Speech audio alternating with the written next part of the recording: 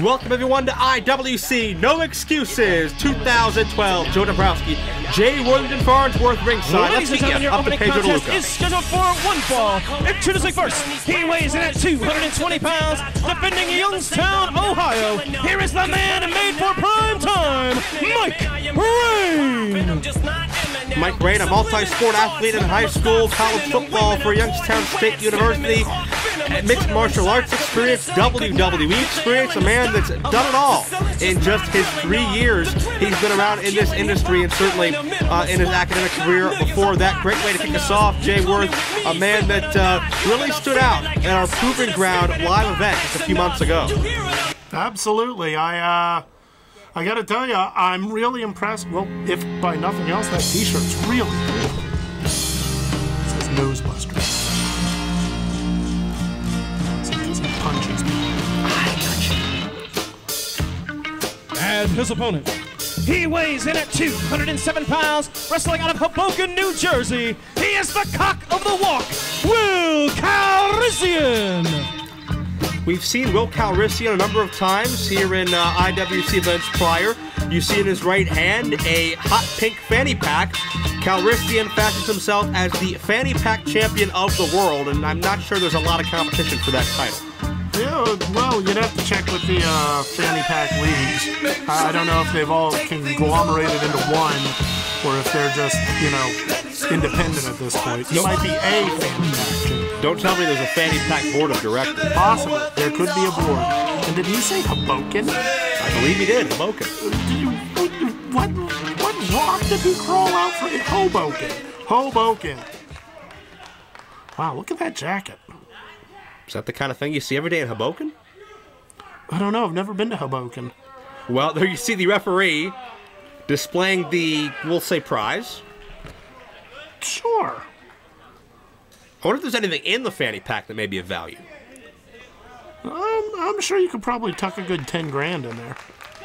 Well, we got a big night ahead of us. 3 championships to be decided. IWC title, Logan, Shulo, Dalton, Castle, our feature matchup. 3-way Super Indy Championship with major implications in history there, as Sami Callihan defends against Michael Facade and Rich Swann. Of course, the Founding Fathers and Blue Collar Slaughter for the Tag Team Championship. Ironically enough, in a 6-man tag, taking the Freebird rule to a whole new level here tonight. Yeah, wow. Yeah, absolutely. I was going to go with the DX rule, but you are right, that is the Freebird rule. I'm sorry, I haven't been reading up on my rule books as of late. Well, yeah, too busy studying your board of directors. Amen. Out in Hoboken. Pace quick, it's its advantage. Rayne, who's certainly got less body weight, but is very well built for a man his size. He packs a lot of muscle on the frame. Yeah, I was going to say, he's probably, what, like 2%, but whoa. Did it just get darker in here? Well, the dark cloud looming over IWC Wrestling here with the Founding Fathers and a number of other nefarious individuals. They must have just arrived. No, am I having a stroke? No, I don't think you are. You're fine. Okay. Yeah, I was going to say, Rayne really caught up. Like, looks like he has about a 3% body fat. And, well, I got to say, I like that one. If you can't get a good catch, just grab a handful of hair, yank him up. Let's get Will Calrissian back in this. Yeah, a handful, whatever he can get, but Calrissian able to turn the tides, albeit for a moment. Rayne sends him in the hard way. Rayne with an extensive history of judo as well as Muay Thai boxing, or Muay Thai as well as boxing, I should say. So certainly any style you want to go in, Rayne can get the job done. Muay Thai? Muay Thai. Not Muay Thai? 6-1. Where'd you learn Muay Thai? Hoboken? Certainly. And, you know, nothing against Will Calrissian, but we got a handkerchief. We got 2 fringy knee pads. He's like the pastel cowboy here. I have to mention that the handkerchief and the fringes are not in the line in this match. Very true. I'm assuming based upon the fact that it was shown. Oh. Face full of turnbuckle. I'm assuming that the fanny pack is on the line. I'm going to say that Mr. Calrissian probably just bullied and pressured Mr. Davis, our official, into presenting that. I don't think it's an officially sanctioned IWC championship. Good point, but I mean, we have had other championships done. Oof.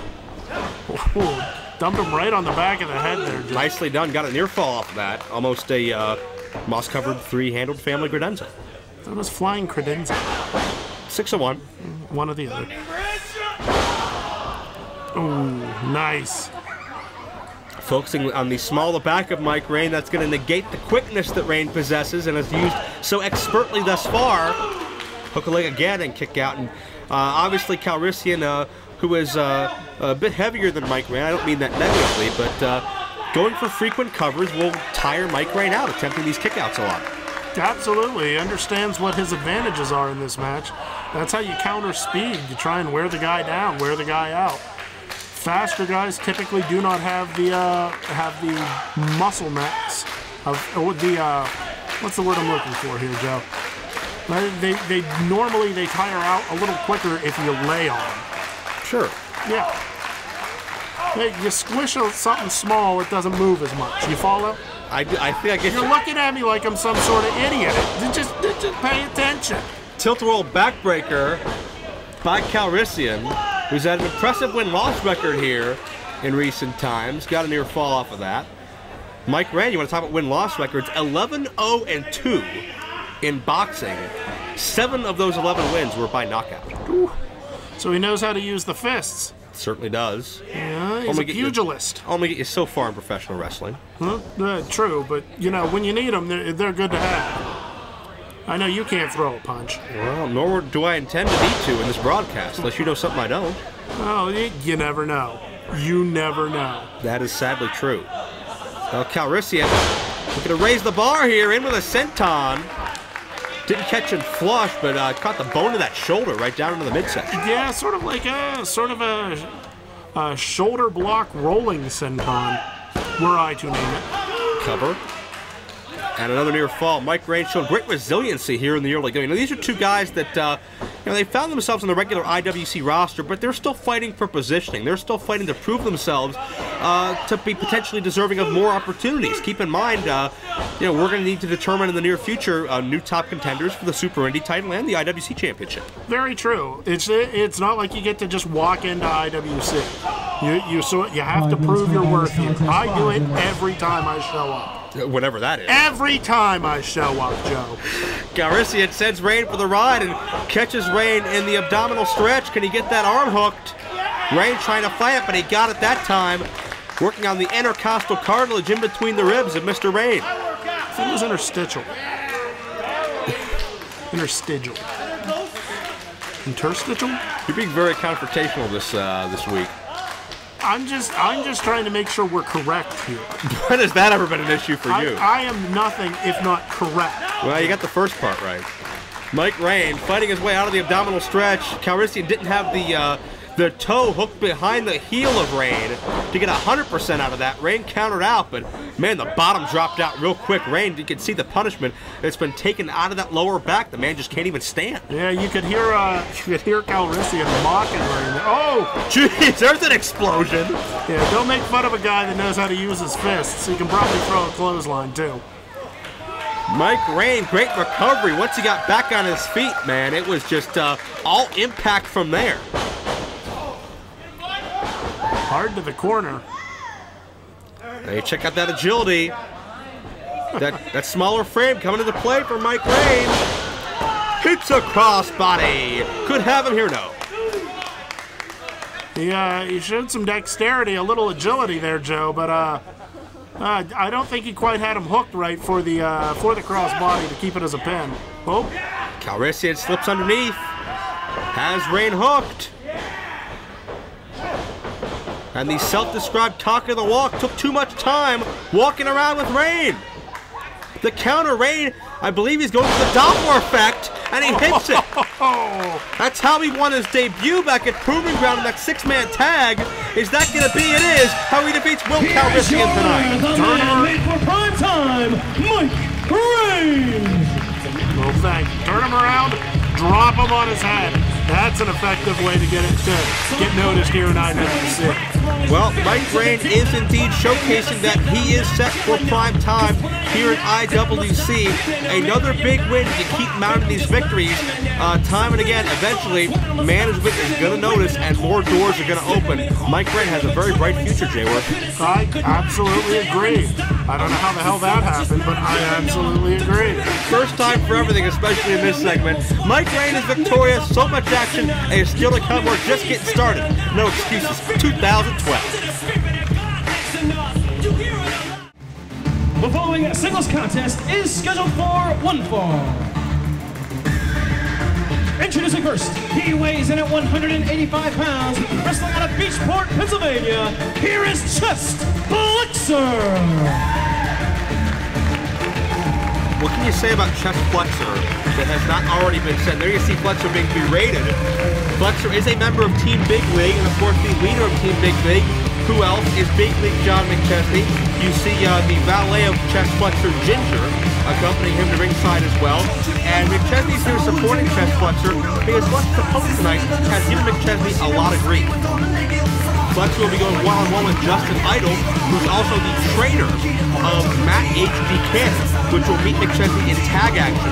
A little bit later tonight, McChesney barged into our Proving Ground event uninvited and had some very disparaging remarks for all of the young stars that are looking to prove themselves, especially those that came out of our Iron City Wrestling Academy school. As a result, Matt H.D. Cannon stood up to the challenge, stood up to McChesney at the behest of his trainer, Justin Idol, and McChesney has made a very, very dangerous enemy in the former multiple-time tag team champion, Justin Idol. I think he's looking for Chest Flexor to take him out here tonight, but I don't know. I wouldn't trust Chest Flexor to buy me lunch, let alone carry out the important mission, even though he is one of the toughest pound-for-pound athletes in IWC. Yeah, I've seen the guy take a beating and get right back up. It's almost impressive just how much of a beating he can take. But, you know, I want to go back to the point you made about, is he matching Ginger's dress? Yes, he is. That takes a certain level of commitment, I gotta say. I'm just happy he's not the one in the dress. Amen. Why is John McChesney still out here? He has no business. And his opponent, he weighs in at 182 pounds, wrestling out of Pittsburgh, Pennsylvania. Here is Justin Idol. It was about a year ago. In fact, I think it was at No Excuses 2011, our recognized 10th anniversary of IWC Celebration, that Idol had to, go into retirement. He had a very severe back and neck injury. He was a newly found father. His girlfriend just giving birth. And he decided that he needed some time away to tend to his injuries and heal because he, I believe it was a degenerative spinal cord issue, if I recall correctly. I'll be honest, I'm not sure. I had just heard back and neck injuries, and Idol has always been known as a guy who took chances in the ring.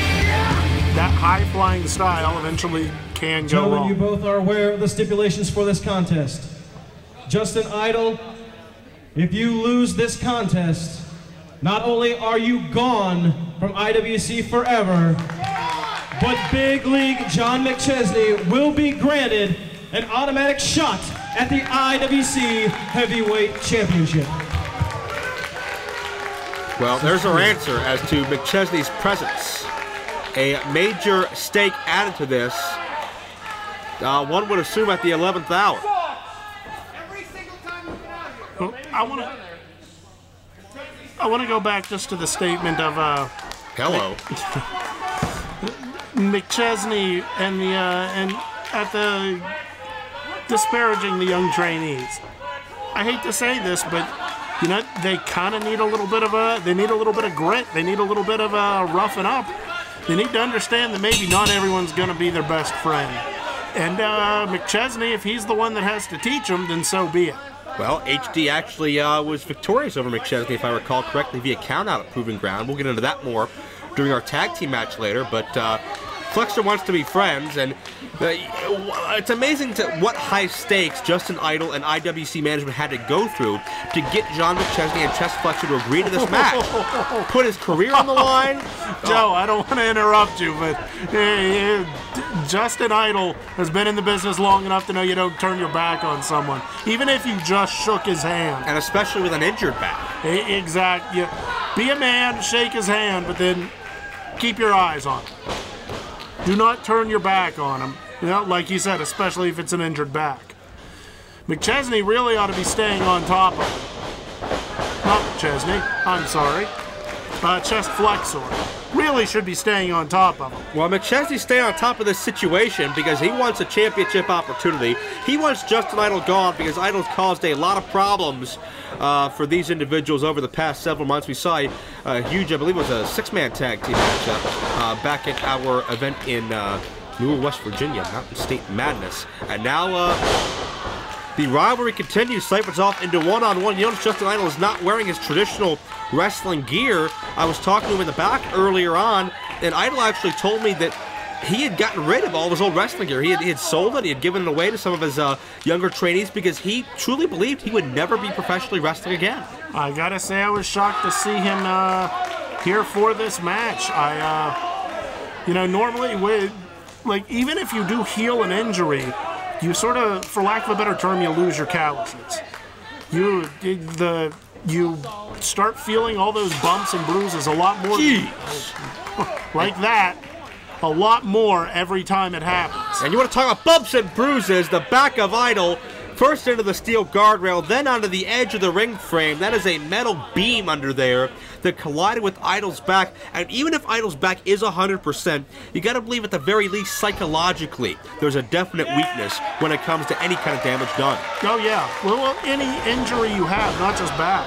Oh, nice. You want to talk about back, quick backbreaker snapped off by Idol. Not a lot of ring rust so far from the former multi-time tag champion. It's like he never left. I want to say, you wonder how bad the back is. He got down to one knee and back up pretty quickly there. I think that's a good sign that the back has healed pretty well despite the test it's had so far. The clothesline, and Idol switches directions midstream, forearm shot. Cover hook of the leg here. Could this be all? Near fall, Flexor barely gets the left shoulder off the ground. I want to point out, Flexor had a pretty smart game plan there. Started on the back, stayed on the back. If he has an injury, go after it. And if you hurt the back enough, he's not going to be able to do the high-flying stuff that he's known for. Nice side Russian leg sweep there. And I don't know that I would have exposed my back like that. I get you don't want to get kicked in those ribs up front, but you don't want to get hit in the ribs in the back either. That's right. It's veteran instincts of Idol to stay off of his back, but certainly came back to haunt him. And Flexor, no one has said this guy isn't smart. He's goofy as all hell, but certainly you don't get this far not knowing what you're doing. Right there, he's trying to make Justin Idol humble. Looks like Idol's getting out of it. Well, yeah, Flexor far from master the camel clutch, though, but that backbreaker, that speaks volumes. Hook of the leg, could have it, no. And this could be Chest Flexor's biggest win to date. Or at least biggest conscious win to date. Of course, keep in mind, Flexor, former #1 contender to the IWC title after winning a 5-way matchup at Super Indy featuring Dalton Castle, Dennis Gregory, Hentai, and Ray Rowe. Which, no small feat, regardless of whether or not he was awake when he did it or not. Absolutely not. Flexor hits that turnbuckle hard. Idol takes the knee pad down. The bone is exposed and charges in. I like a little vicious streak. Yeah, pop a nose if you get a chance. Modification of that whammy kablammy, and now split leg moonsault. Nicely done. Idol can have him here. No. I want to point out he sort of modified that moonsault. He instead of landing with his body down, it was almost like a knee drop. He put that knee right into the chest of Chest. Oh! Idol going for the Spirit Crusher, but Ginger is on the apron. And Idol, as a red-blooded American male, distracted, but Flexor, attempting to get involved, got tripped up for his troubles. I will say Justin Idol, the gentleman, could have just let Flexor run into Ginger. Instead, stopped him with a good kick to the gut. The major story here is Idol had this matchup won with a Spirit Crusher, and now Ginger again inserting herself where she does not belong. Well, she's explaining. Oh, just paintbrushes him across the face. Yeah, right around the temple. That open strike. Flexor. Jeez, back body drop. And again, damage to the back. Not what Justin Idol wants to be taking. I understand you got to test the injured area. Push your envelope. See what you can do with it. I don't know that that's the test I want to give it. Yeah, factor in that elevation on the back body drop. Probably an 8 to 10 foot drop to the canvas for Justin Idol, who's certainly feeling it. Flexor says it's over, but Idol counters. Spinning back kick into Spirit Crusher. Another counter. Couple more shots to the temple there. And Idol turned things around. Elevation into a knee strike. Not sure what he calls it, but man, it was effective. Here is your winner, Justin Idol. I'm not sure if we've seen that out of the Justin Idol playbook before. Yeah, that was new. I can't recall it. I mean, we've seen him, with the whammy, kablammy, and various kicks and strikes, but never that. But I'll tell you what, he's 1 for 1 for it so far. Puts away chest Flexor emphatically after a lot of damage done. Flexor had this matchup seemingly put away a couple of times, but the resiliency and the veteran instincts of Justin Idol to show that... Idol's now one step closer, but he must defeat all the members of Team Big League in succession. As Idol attempts to get through all of Team Big League, we're looking at the fact now that Idol was not just sitting on the couch. He's been training diligently in the school coming back. He brought something new. He learned something new. He perfected it. Flexor got put away, and Idol keeps chasing Team Big League. The following 6-man tag team contest is scheduled for one fall, and is for the IWC Tag Team Championship. Introducing first the challengers. They weigh in at a total combined weight of 660 pounds. Here's the team of David R. DiMera, Bronco McBride, and Matt Sagaris, the Blue Collar Slaughterhouse. Not really sure, Jay Worth, if the IWC Tag Team titles have ever been defended in 6-man tag team competition before. We are certainly seeing a rarity here tonight. Blue Collar Slaughterhouse earned a tag team championship opportunity with a couple of impressive wins lately, including the young team of Palace and McDowell at Mountain State Madness. And to say this is the match of their lives for this threesome, probably an understatement. Yeah, I would agree with that. Although, let's be honest, anyone stepping in against the Founding Fathers is up for the match of their lives. There are very few people that can run with the Founding Fathers, or at least keep pace with them for long. That is very true, but Bronco McBride, Matt Sagaris, and David DiMera gonna test an opportunity to get IWC Gold for the first time. They've been chasing those championships for over a year. Farnsworth, you gotta have a comment right now. You gotta have something. So many coming at once. And their opponents. They weigh in at a total combined weight of 725 pounds.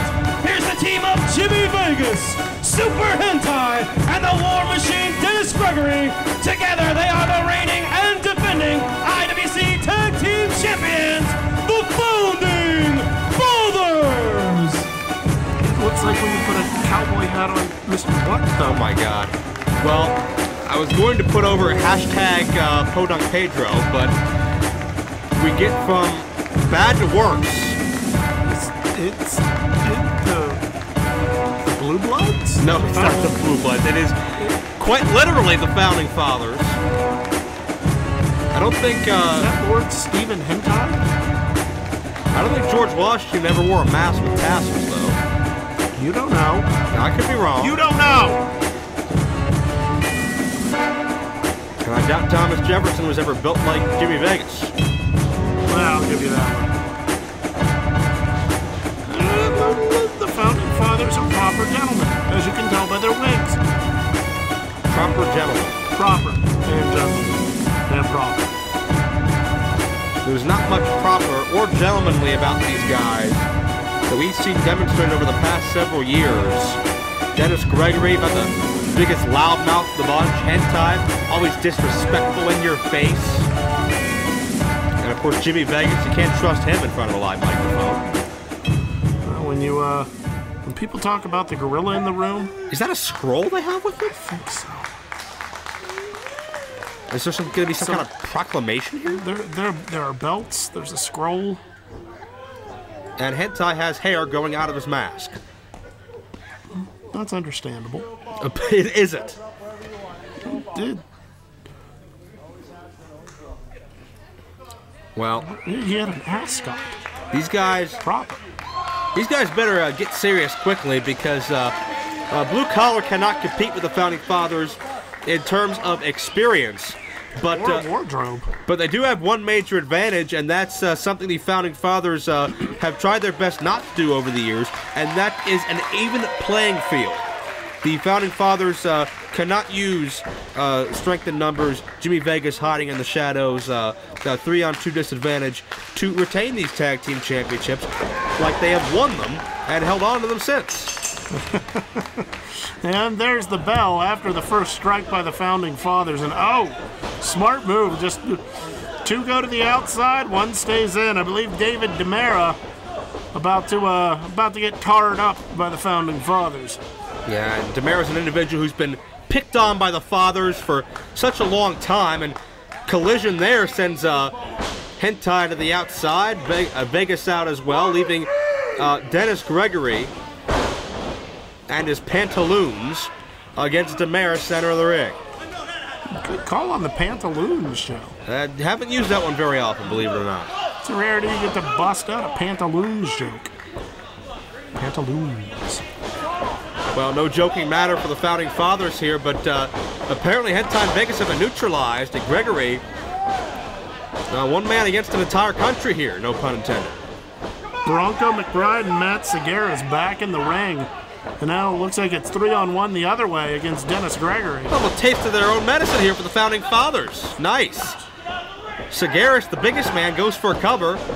Is there a legal man? Official trying to figure that out now, a bit too late, and, well, we're just going to count everybody then. Sure, why not? Well, technically, no two men have started this match yet, so you can't really designate who's legal. Is this part of the Freebird rule? I don't believe so, no. Are there multiple, like, provisions to the Freebird rule on this? No, the Freebird rules, I understand, to those that are not aware, it's if a team with 2 or more members, as Gregory connects with a spear, can interchange which individuals defend the championships on any given day. And we've seen the Founding Fathers utilize that since capturing the titles. But that was neutralized when Chuck Roberts made this a 6-man tag. There's 3 Founding Fathers, 3 Blue Collars. It kind of rhymes. There you go. Hard clothesline by Hentai. It's hard to believe, but Hentai, perhaps the strongest member of the Founding Fathers. Right? You look at Jimmy Vegas and you think, well, clearly there's your powerhouse. But Hentai, I realize that's a cliche to say pound for pound, but the dude can seriously lift anything you need. Your car. I've seen him lift Vegas. Yeah. He is perhaps the most powerful man in IWC from a pure physical standpoint. Well, now the legal man is 1A on that list, Jimmy Vegas.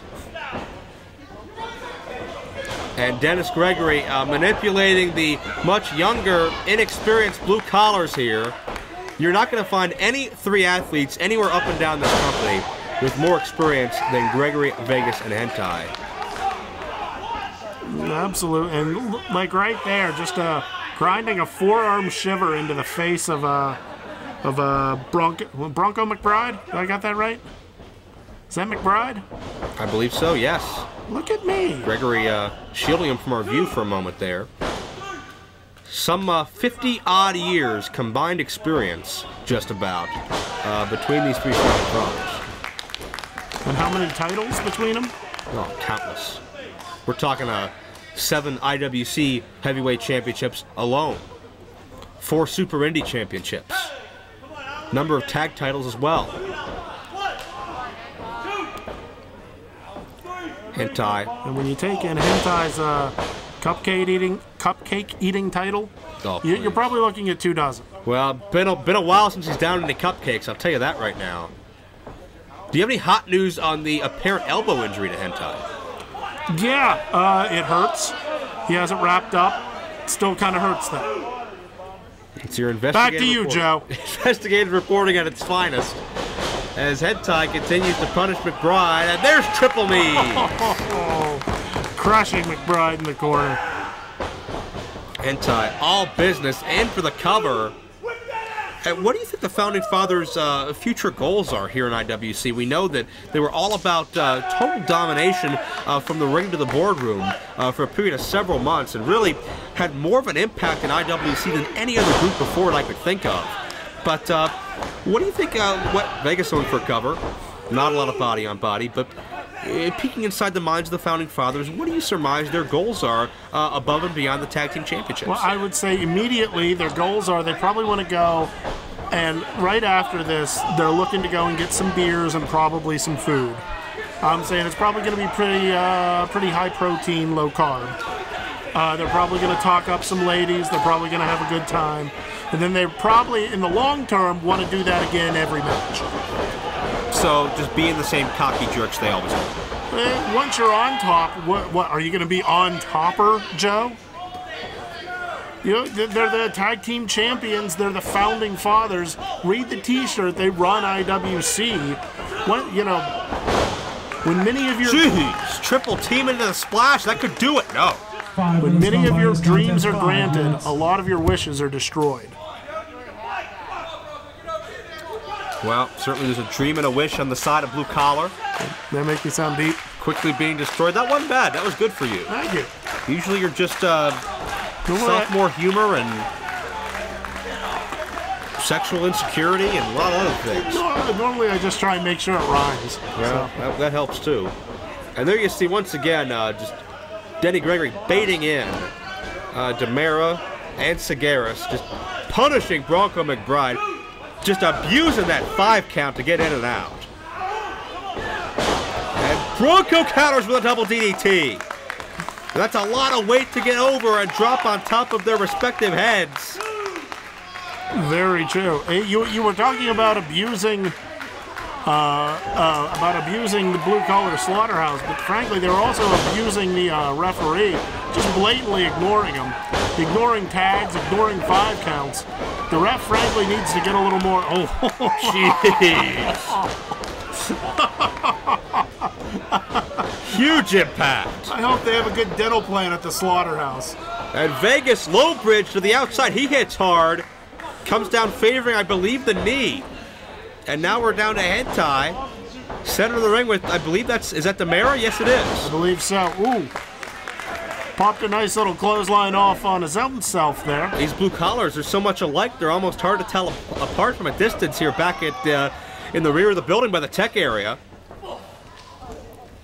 And Hentai sends DiMera to the outside into the waiting arms of his partners, but look out. Hentai flies to the outside.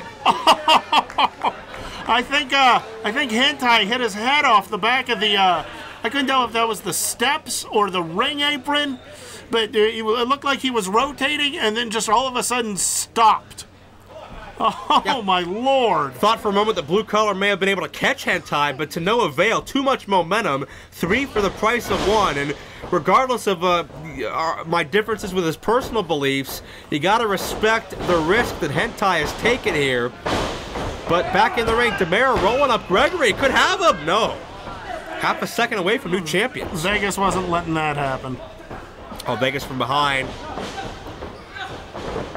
And there's that double team, that kick, and the full Nelson slam. And here comes Bronco and Sagaris back in. This matchup absolutely broken down. And right now, Blue Collar Slaughterhouse has the advantage. It is 3-on-2. They need to press this while they have it. And Gregory measures in. Straight to the temple. And second time's a charm on Bronco. Just dumped one on top of the other. Founding Father stacking them up, but don't forget about that third wheel, DiMera. The Hentai back to his feet, stopping the whatever top rope maneuver he was going for. Superplex.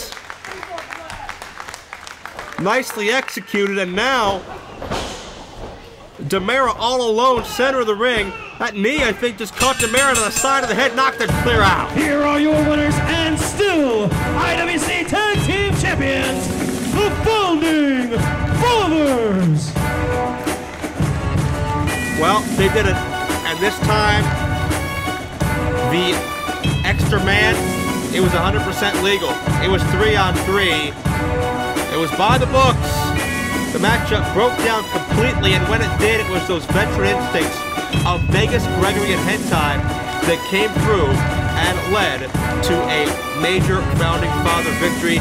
You got to feel for the Blue Collar Slaughterhouse who've worked so hard to get where they are today. And there you see the makeshift flag they had brought to the ring, denouncing the Run IWC movement. No more. The Founding Fathers celebrate on top once again in our first of 3 championship matches to be decided here tonight at No Excuses, with so much more to come.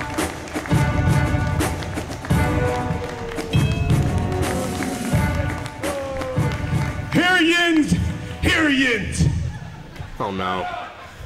We're the Founding Fathers. And if you ain't big enough, you ain't good enough.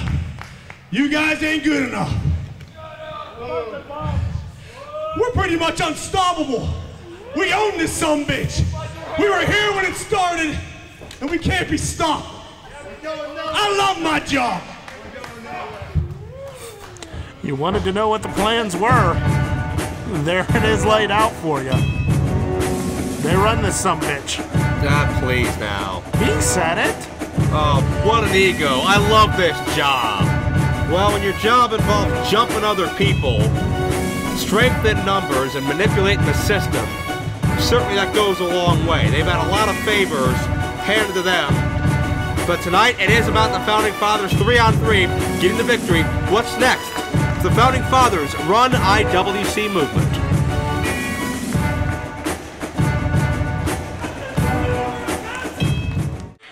The following singles contest is scheduled for one fall. Introducing first, he weighs in at 260 pounds, wrestling out of Pittsburgh, Pennsylvania. Here is Brian McDowell. 2 more young lions. IWC Wrestling, Brian McDowell, on his way to the ring. An individual who, well, feels he has something to prove in his personal life as much as his professional life. He was always that awkward kid in high school that got bullied for wearing the wrestling shirts and picked on for being shy and awkward, but man, he's going into himself now, and he's chasing his dream of being a successful professional wrestler, and no better place to do that in this area than the IWC. He's like you, except grown into himself. I see what you did there. Ha ha! Zing! And his opponent, he weighs in at 215 pounds, wrestling out of Myrtle Beach, South Carolina. Here is Bearcat Keith Haught. Well, Keith Haught has a lot of heart, and you can take that in more ways than one, Taylor. He has more than one heart? Yeah. Because that seems like he shouldn't be wrestling if that's the case. That's not what I meant at all. I meant that he's a very rotund individual. Oh, fat jokes. You're mean. That was a joke. He used his body type expertly at IWC Proving Ground last July. He beat Iceman Tony Johnson in a one-on-one match that really won over the crowd. He actually finished his opponent off with a top rope splash he calls, Jay Worth, the hot mess. Who's the close? He kind of looks like Jack Black. I think it's the dancing. That may be it. And the face. I don't think it's the wardrobe. Look at the grin. Happy to be here. Happy to be in IWC. Yeah. competed for the past 2.5 years in a number of smaller regional promotions, but certainly his biggest opportunity to date, and against another young man looking to establish himself. We could be looking at the future of IWC right here. This small regional promotion, let's name them right now, Joe. Let's not. That's not what we're in the business to do. Lock up. Call the match, Joe. Jeez. I'm trying to tell stories, Jayworth. Oh, yeah. That is the future, I've heard. I just asked Corey Futuristic, who's training under Nolan Gallen right now. I'll probably ask him next week when he finally shows up. Only 5 months old.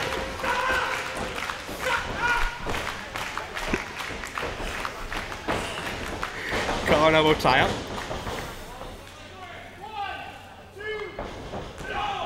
And it's McDowell sending Haught back into the corner. Tough who you give the mass advantage to in this matchup. Two bigger guys. McDowell the taller of the two, but Haught may be the thicker. Very true. Why do you keep laughing? I'm not saying this in a derogatory manner. I have no idea. He's a big guy. He trains heavy. Is. He was announced at 215, which shocks me. Well, yeah, 215, maybe if he's 4'8". Check that out, little shimmy deal. Yeah, that was good. Shimmying knee drop by Keith Haught. We got a cover. Not going to do it though. And I will say, Haught, as soon as Brian McDowell's head popped up, Haught grabbed it, maintaining control, trying to maintain control until Brian McDowell just beats the crap out of him at least. Do you know anything about Keith Haught? In other words, do you have any hot news? I do not have a hot scoop, unfortunately. He kind of looks like Jack Black. That was my hot news for cover here. McDowell in control for a hot minute.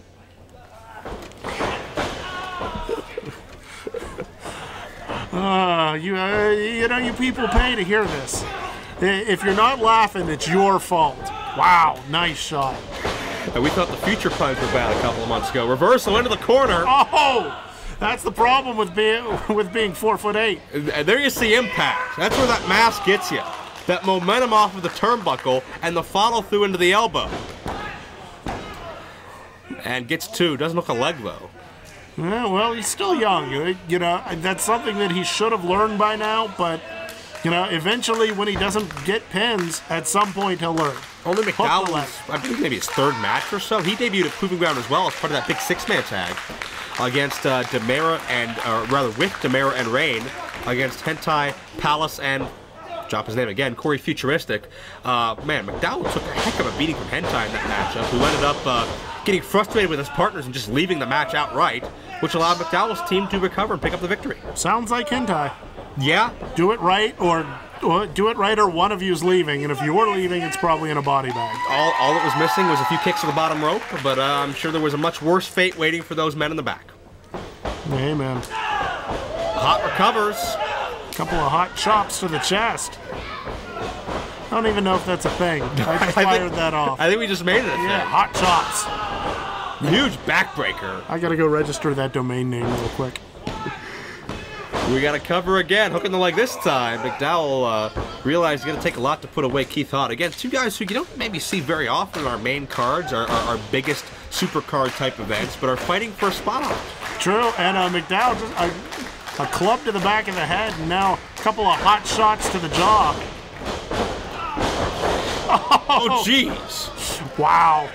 It's like firing two cannonballs at each other. If he revisits that offense, would it be Hot Shots Part 2? Well, it very well could be. I'm glad you're making these timely references, Joe. Who says I'm out of touch? If only George Burns were here to hear you. And it's Haught firing away, trying to recover. Hard forearm shots of his own. McDowell out on his feet right now, and double overhead chop that time. Don't see that very often. No, oh, nice. And he's still shimmying and doing the kind of salsa dance gimmick thing. I will say, if nothing else, I am impressed with Haught's fisticuffs. Back suplex could do it here. His strikes have been good. Two, but left those shoulders completely exposed. McDowell gets the left one up. Haught's still feeling the momentum. This crowd has really adopted Keith Haught. really short amount of time. It's a hot crowd. Oh, he missed the... I like that. He missed the roundhouse kick and followed right through with an elbow. Oh, delayed side suplex. Made him think about it. Shades of Dino Bravo, J-Word. 5 minutes. I was about to say shades of Dino Bravo. You beat me to it. As we continue along with our topical references, McDowell couldn't control the weight that time. Caught a kick, glancing blow. McDowell down. Haught was all over the place on that one. He's got hot feet. He stunned McDowell more than anything, and I think Haught now going for the hot mess. We did not make that one up, folks. No, it's written on his trunks. Hot mess. And there you get it. A whole big mess down on McDowell, and that's gonna do it. Here is your winner, Keith Haught. Do they call it the hot mess because the guy pukes after? Because honestly, that splash hit me. You're gonna find out what I had for lunch. Hopefully the more pleasant of the two ways. Oh, look at him jiggle! What? That jiggle? That's all. Keith Haught the Bearcat with the hot mess gets the win as he gyrates his way into the hearts of the IWC faithful. Individual to look out for here in the future in the International Wrestling Cartel. Ladies and gentlemen, Justin Plummer here with the captain of Team Big League, Big League John McChesney. Now, John, tonight is a big night for Team Big League. You're teaming up with new member Bobby Fish to take on some major rivals of yours, Michael Tarver and his friend HD Cannon. Big League, I know your Team Big League got off to a rough start tonight, but excuse me, cameras are rolling. John, Mr. McChesney. What? Plumber, you know I don't like talking to you. Get out of my face. Look at you, chest flexor. You are a piss-poor excuse for a wrestler. All you had to do was beat broke-back Justin Idol, get me my title shot, and just make everybody's night. But no, you can't do it. You don't deserve to be on Team Big League.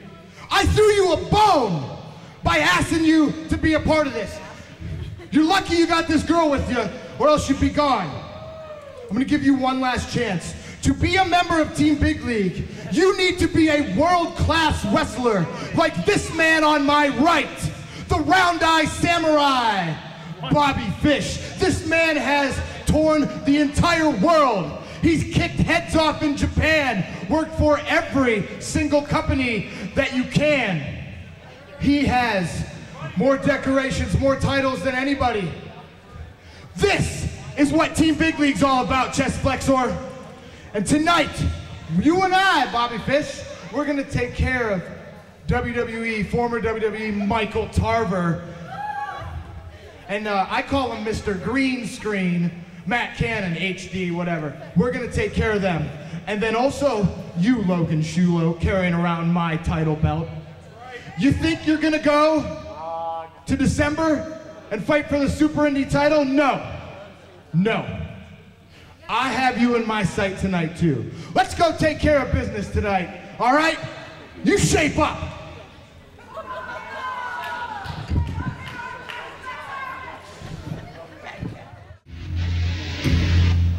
The following is a special three-way dance scheduled for one fall, and it is for the IWC Super Indy Championship. Introducing challenger number 1. He weighs in at 185 pounds, and he has a roam in the streets at night, creeping while you're sleeping. He is the Neon Ninja, the Aerosol Assassin, Facade! Facade has been a victim of a string of bad luck lately, all stemming back to Super Indy 11 earlier this year when he lost that championship in the finals against Sami Callihan, who exploited a previously injured knee of Facade. He has not really succeeded that well on a high level since then. He lost his steel cage match at Cage Fury. He lost a matchup to Swann at Mountain State Madness, and now he finds himself in this three-way matchup against two men that, to my knowledge, he has never been able to beat the aforementioned Callihan and Swann. Facade covets that Super Indy Championship like no other. It was the centerpiece of some 5, 6, 7 regional championships he held at once, stemming promotions in West Virginia, Ohio, even as far away as Wisconsin. Introducing challenger number 2. He weighs in at 175 pounds. Formerly wrestling out of Baltimore, Maryland, now residing in Kobe, Japan. Here is Rich Swann. Rich Swann spent several months overseas in Japan studying under the Dragon Gate promotion, under some of the most well-renowned light heavyweights in Japanese wrestling today, Naruki Doi, Masao Yoshino, Shima, of course that being the Japanese Shima, C-I-M-A. And he's come back really a more complete performer and really one of the most aerially inclined athletes you're going to find anywhere. A guy that does things that don't just defy gravity, they outright disrespect it. C or what? What? C-I-M-A. Never mind. And we were working on such high brow with your philosophy earlier. I was spelling.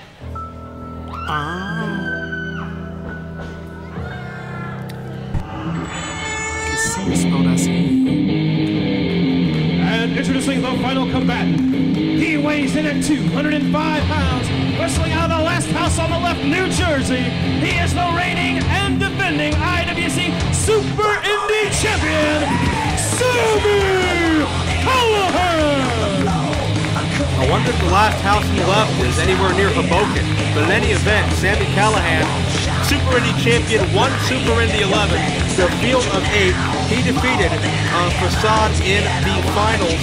He defeated Chuck Taylor in the semis. He defeated Ricky Shane Page in the quarters. He had a very rough road to plow, and he likes to eat signs. He got the job done, and he reigned as that Super Indy champion. And there you see Facade, that was just a split second to have his hand in that championship again. He would love to have it permanently, but he's got to get through this man. Sami has actually defeated Facade in 2 separate Super Indy tournaments, 11 and also back at Super Indy 8. The problem being that's the past. You're only as good as you are right now. Everything you've done prior, great and all, but what? So, is he dancing? Yeah, and that is in the present. Wow. Well, he's got great control of his body. I guess he's trying to loosen his muscles up. Get a rhythm going, get in the groove. Sure. Sami Callihan does not seem impressed. No. Yeah.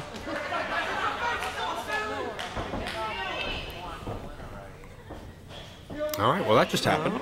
And so, Well, could this visual be permanent at the end of this match? and you see Callihan just staring at him. Well, that's just adding fuel to the fire in Sami's mind to see these men parade around with what is rightfully his championship.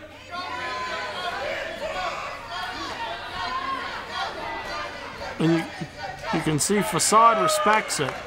He holds it, but then he hands it off to the official. And now Facade dancing. Oh, well. Yeah. There's an old soft shoe.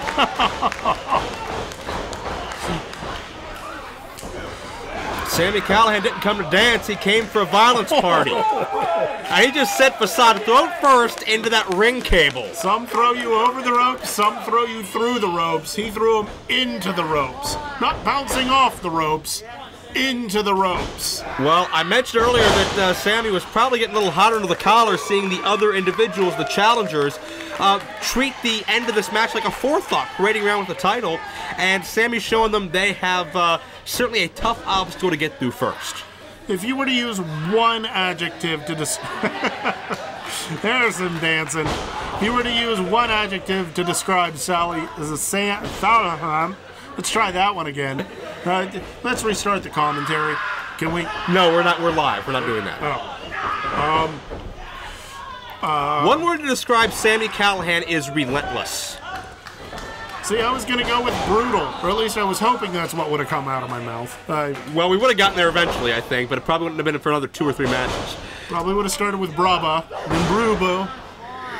Rich Swann fighting his way to his feet as Facade has been largely neutralized and a non-factor in the early going. I think Sami going for a little bit of a divide and conquer strategy here.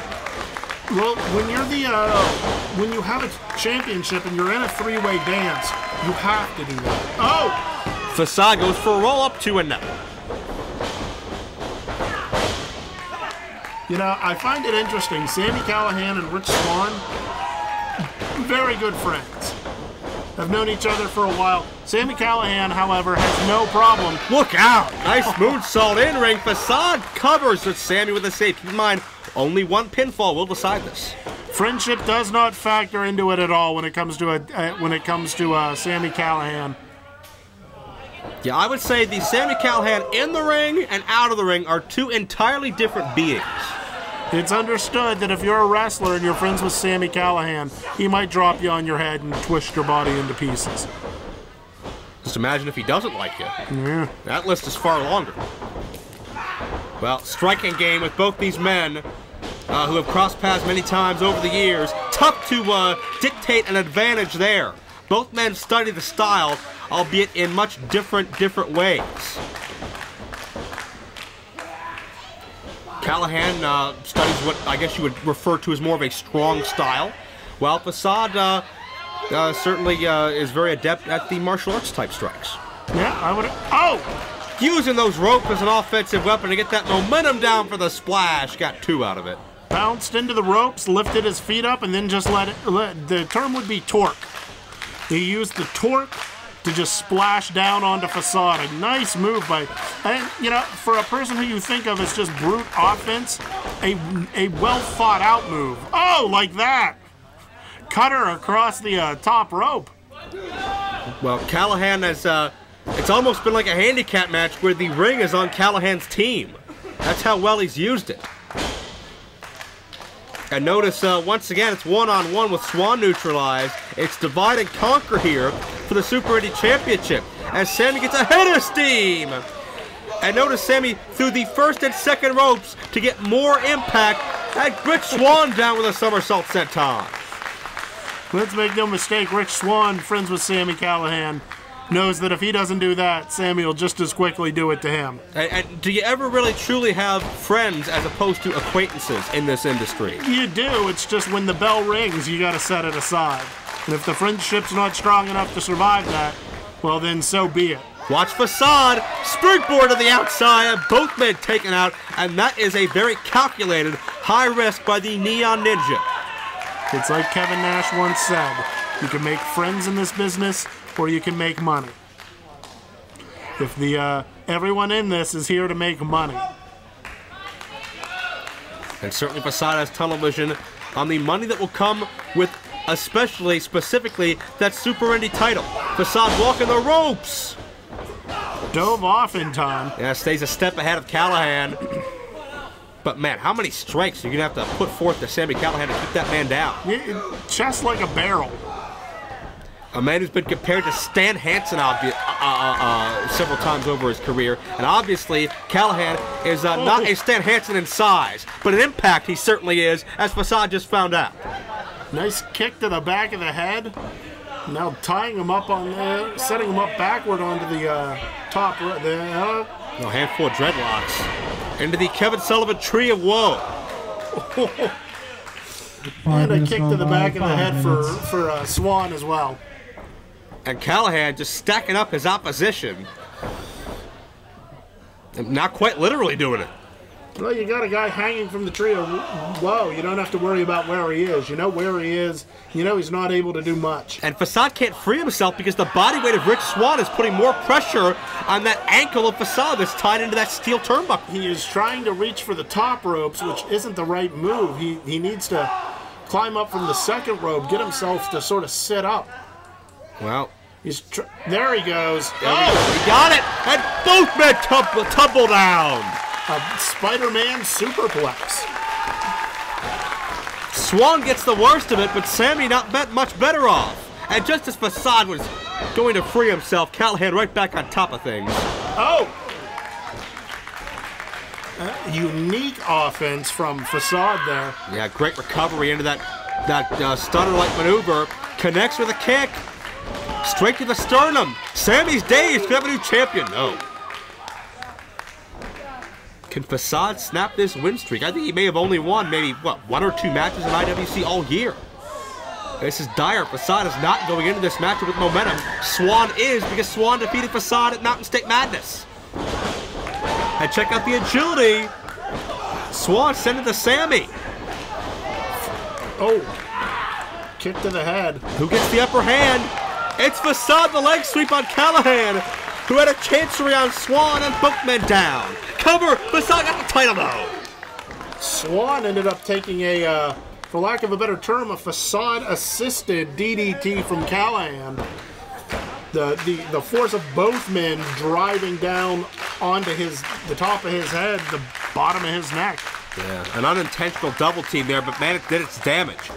And much like as has been the theme of this matchup, one man is neutralized, as now in this case Sami and Facade go one-on-one. Which really, that's how you have to do it. You can't fight 2 men, or you can't fight 2 men for long and expect to be able to win.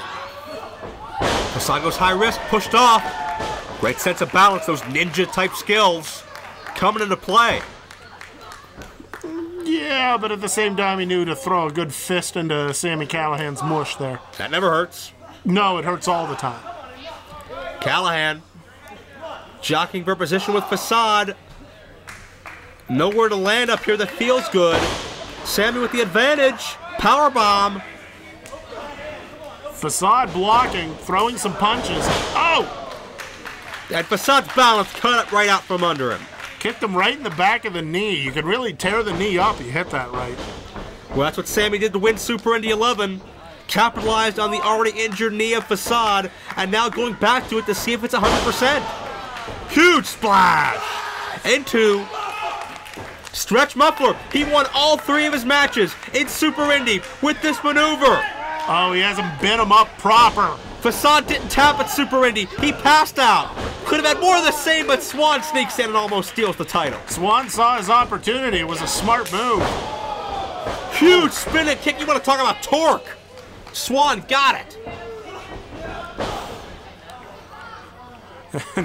Facade just not really a lot of gas in the tank, invites Swann over, takes a kick to the gut. Oh! Back up. Matrix style a couple of times here. Big kick to the head of Sami Callihan. Oh, he just dubbed Swann. Bye-bye Swann again. But Facade doesn't notice Callihan waiting for him with the pump kick. And now rear naked choke with a body scissors. That's going to squeeze the life out of Facade. Could get an easy tap out or submission here. Not going to take a lot with the arm strength that Callihan possesses and the leg strength. Almost a neck crank back on him to get him to fall back. Facade passed out once before. It's how the Super Indy title left his grasp. Oh. But Facade rolls through, rolls with it. No. Oh, oh! Dreadlock! And now the roles reversed, just like that. Facade with the advantage. Oh, he tapped! Callihan tapped! That's Here's huge! your winner as a result of a submission and new IWC Super Indy Champion, Facade! That's major news. I cannot remember Sami Callihan tapping out at least in IWC. I was going to say, I don't know that I've ever seen anyone make Sami Callihan tap out. But that's the danger of the dreadlock, and that goes to show that Sami Callihan may have been the better man at 2 Super Indies prior, but on an even level playing field here tonight, Facade is able to get the win, even with the Rich Swann dynamic. Even with that situation as it was, whoa. Callihan none too happy, he got beaten. He's got something to say. Do you trust him? Do you trust Sami Callihan? It's not so...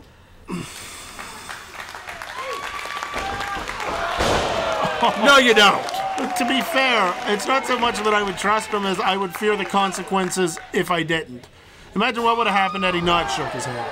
Ugh. Disrespectful nature of Sami Callihan. Believe it or not, that's the winner. But Sami Callihan wouldn't let Facade have his moment. Will Sami Callihan be back for a future Super Indy title matchup? Will it be sanctioned?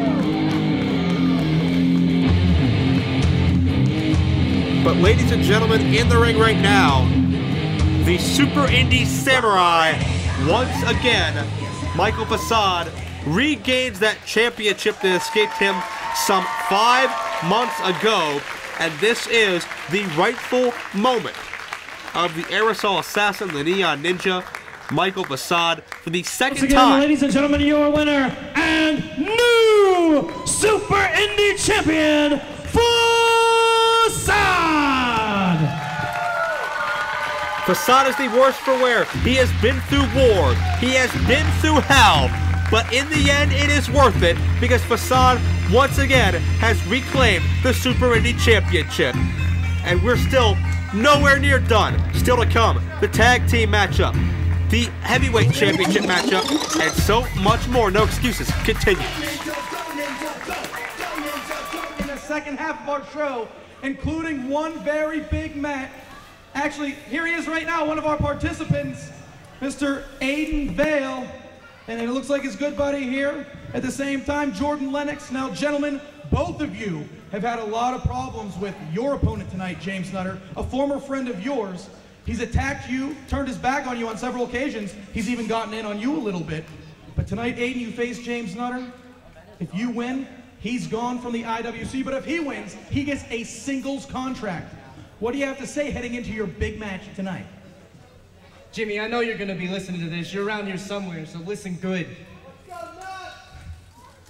I may not be 100% tonight, but I'm 100% sure this will be your last night here in IWC. You see, a man isn't measured by inches or by words. He's measured by his actions. Jimmy Nuts, you think that you can hit me in the back with a chair, dislocate Aiden's shoulder, and not get your comeuppance? No way. You see, Aiden's coming at you tonight, and he's coming at you hard. So when you're down in a heap, just remember that you brought this on yourself, and you should have seen it coming. Jordan, I know you got my back, bro. But don't worry about it. You can stay in the back tonight. This is something I got to do alone. All right, ladies and gentlemen, Aiden Vale, James Nutter, with James Nutter's contract on the line. Stay tuned, but now, back to you, Pedro. It's amazing, I'm the reason. Everybody The following grudge match is scheduled for one fall. Introducing first, he weighs in at 202 pounds, wrestling out of Morgantown, West Virginia. Tonight, if he is victorious, he will gain a singles contract here in the IWC. He is America's next great success story, James Nutter. It's amazing. Well, much like Justin Idol earlier, James Nutter is attempting to win a singles contract here in IWC Wrestling, and to do so, he has to overcome his former best friend, an individual that Mr. Nutter screwed over several occasions for his own selfish benefit, most notably back in Cage Fury here at Court Time, Aiden Vale. Nutter and Vale were former tag team partners in a past life, and that team imploded as well. Nutter is very disingenuous. He's very selfish. He's all about himself. He's got that very cocky, false grin on his face half the time. But he's all business here tonight. So is Aiden Vale. This matchup starts right away. Aiden Vale still with tape on the shoulder, still recovering from that injury. Aiden Vale was actually re-injured on a couple of occasions by James Nutter. One from a sneak attack, and two when Nutter peer pressured Aiden Vale into teaming with him and convinced Vale to go to the top rope when Vale wasn't comfortable doing so. Well, then he shouldn't have done it. Well, that's a debate we've had time and time again already, but, I mean, Nutter is blaming Aiden Vale for Nutter's own problems, and that's just not the case. Aiden Vale went out on his own, created opportunities for himself because he realized all the arm breaker. Vale's got a counter, get out of there quickly. But, and thankfully it was only a brief instance. But I'll tell you what, all of the opportunities created with Nutter and Vale together only served to benefit Nutter in the long term, and Vale realized that and got out while he could, and while he was young. I agree with that decision, and I applaud him for it. You're such a suck-up, Joe. Why do I need to suck up to Aiden Vale? I don't know. Why are you? I just don't like James Nutter. What? He's selfish. It's the name of the game. I hate to tell you this, but greed works. It's not the name of the game when you're in a tag team with your best friend. That's what I'm trying to tell you. Well, clearly, that got him nowhere.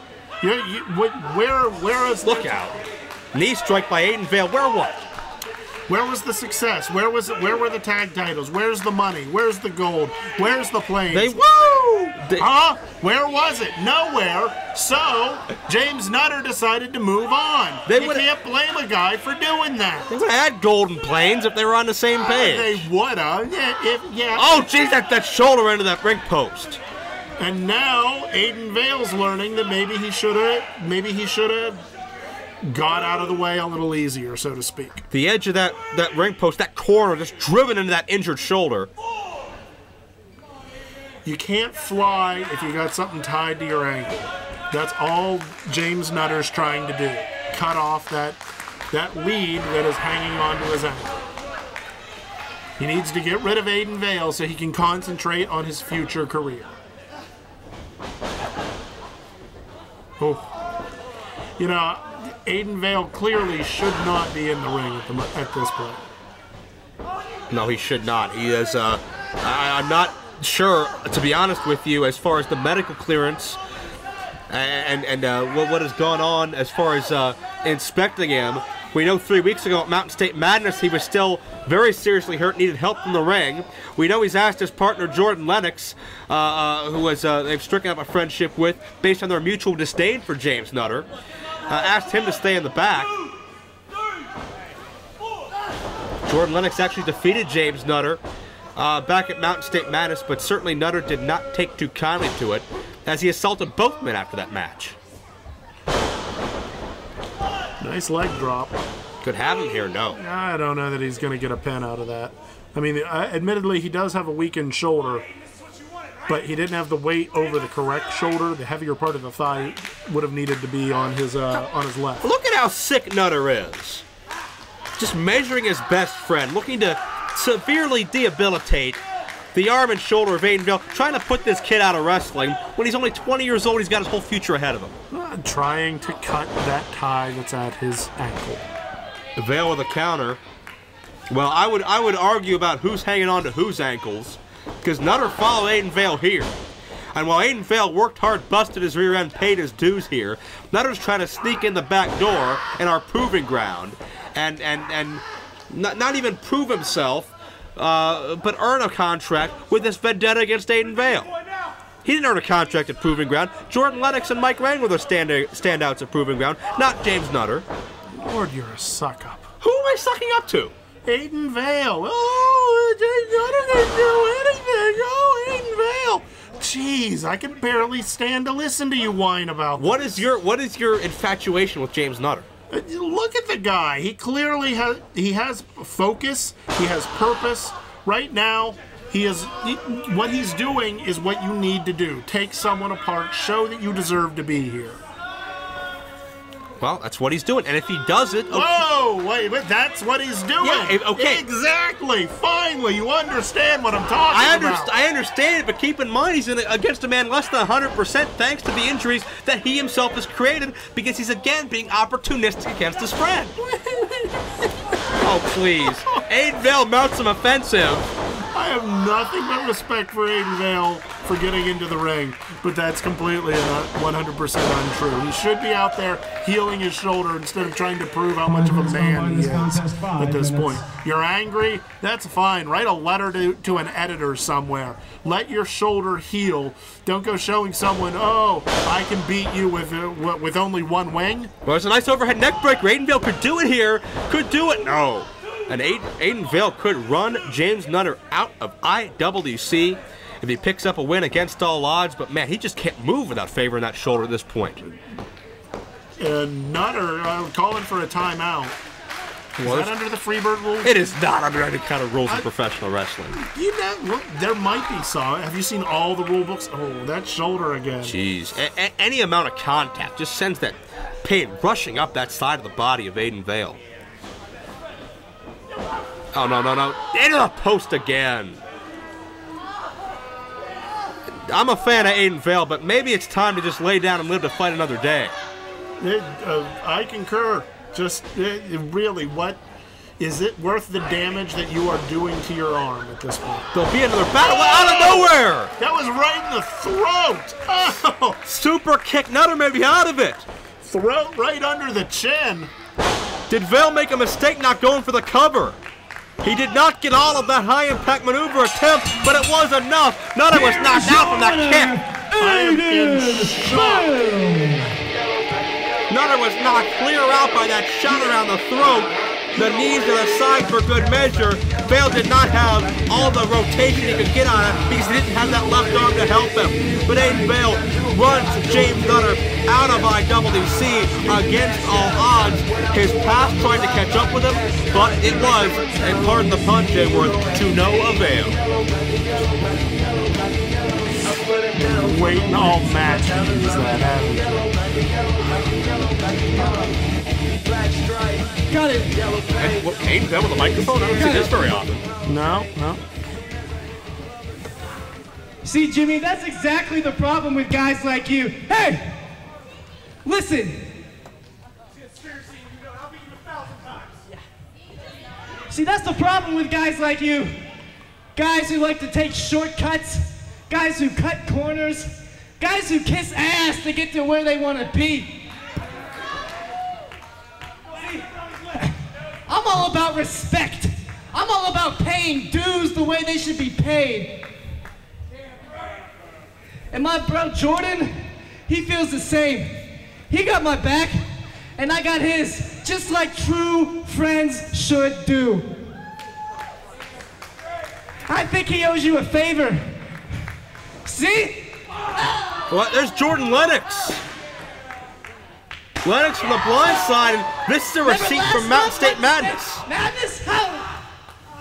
This is a receipt. I'll give Aiden Vale some credit. You wanna get some revenge? There you go.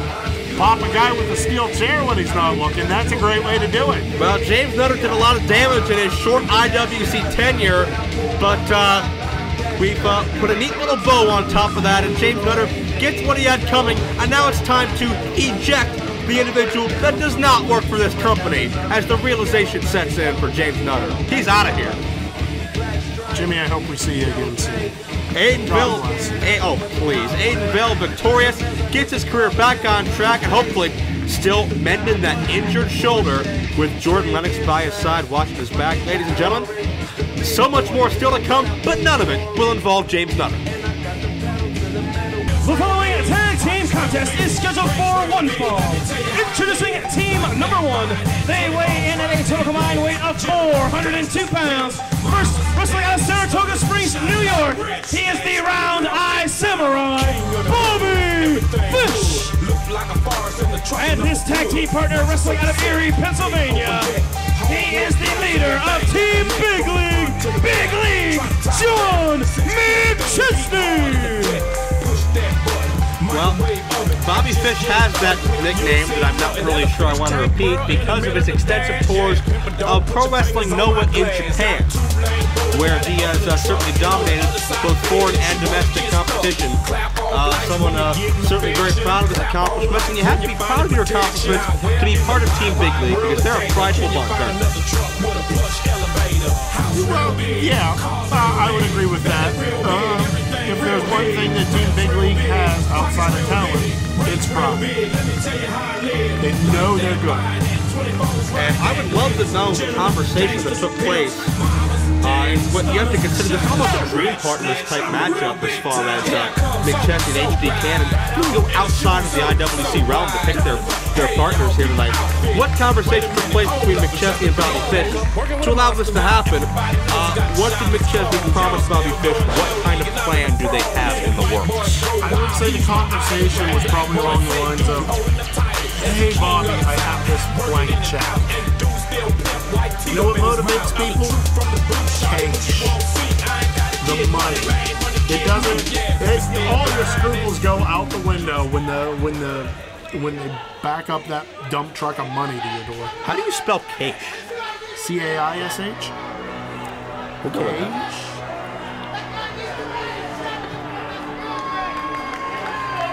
And their opponents.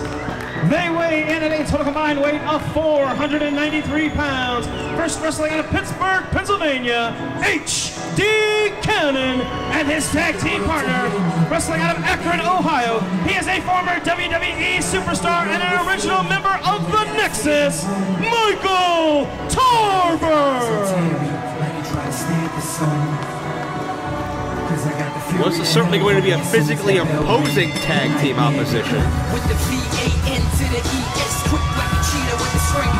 HD Cannon defeating John McChesney by disqualification at Proving Ground. And look at this massive man. He is recruited to be his partner. A man with a, I believe, what was it, a 1.8-second knockout punch? Michael Tarver. You look at him, and that's just the kind of guy that you don't want to run into in a dark alley. You don't want to accidentally knock over the beer and see him spilled it on his shoe. I wouldn't want to run into him in a well-lit alley. Yeah, I don't scare easy. He kind of scares me. Well, you only need to look as far as the fact that he was an original member of the Nexus group and the damage, the absolute destruction that group caused in its formative first few months in existence to know the type of individual that Michael Tarver is and the type of people he runs with. Good point. I mean, think about just the absolute, think about the debut of Nexus, the destruction of the entire ringside area, all the staff, all the wrestlers, their assaults on Vince McMahon, on Ricky Steamboat, so many people they've injured. Tarver was front and center for all of that. Tarver played an active role in that. Major rivalry with John Cena in that stretch of months. So, Bobby Fish. Think he's related to Albert Fish? Who is Albert Fish? Albert Fish. The werewolf of Wisteria? The Gray Man? You just asked me if that wrestler right there on the left side of our screen is a descendant of Albert Fish. Is related to a werewolf. The werewolf of Wisteria, serial killer. Violent man. Well, he may have that bloodline. I don't know if you'd admit it publicly. You know that this is your area of expertise. Serial killers is not my area of expertise. That's way more on your side of the fence. You're the research guy. How am I going to go up to a guy and ask, are you related to a serial killer? Hey, your name's Fish. Tell me, what's your background? You don't just go up to somebody and say, hey, is your uncle John Wayne Gacy? Not uncle. Probably be like a grandfather. You know, I'm trying to throw you this softball, let you knock one out of the park, and you're whining about it. Good Lord. Well, John McChesney's whining about being in this tag team matchup right now. His future, McChesney's future, as an IWC title contender is dependent on Team Big League, and I think that's another reason why Bobby Fish was recruited. Justin Idol is running the gauntlet throughout the course of the next several shows, trying to defeat all members of Team Big League. If Idol can do it, Idol is a regular member of the IWC singles roster again. If Idol can't do it, if Team Big League impedes him, then McChesney gets an IWC Championship opportunity. This is all because Chuck Roberts is trying to keep Justin Idol from wrestling unless Idol can prove he's 100% and back to his old self and not linger by back problems. Which is a very fair thing to do. Sure. I mean, you can say why put up hurdles, but really, that's what you do when you're testing a runner. Well, I'll tell you what, Justin Idol, I have not heard him complain once yet because he thrives on competition like this. Absolutely. McChesney behind HD Cannon. Looks like Cannon has a couple inches on McChesney there. Quite a few pounds of muscle as well. Keep in mind that John McChesney snuck into IWC's Proving Ground show with our Young Talent Initiative, sat in the front row, chastised everybody, and completely buried the concept, buried Justin Idol and all of his trainees, saying they're inferior, they're garbage. And as a result, a matchup was booked on the fly between McChesney and HD Cannon. McChesney couldn't beat HD Cannon decisively. Cannon ended up winning that matchup via disqualification. No, via DQ. That doesn't count. How does it not count? What?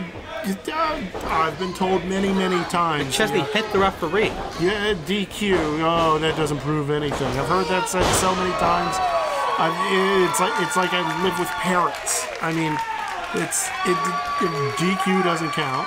So, you know. Team Big League also lost a six-man tag team matchup to Dalton Castle, HD Cannon, and Justin Idol back at Mountain State Madness. That was a technicality. How many excuses are you going to make for these guys? I'm just pointing out the obvious. That's Michael Tarver. Also pretty obvious. Yes. He's giant, and he has tattoos, and he looks like he might punch you into the future. 1.8 seconds. Yeah. All will take him. Bobby Fish. Bobby Fish tagged in, and I believe this is his IWC debut, if I'm not mistaken. Yeah, I can't recall seeing him here prior.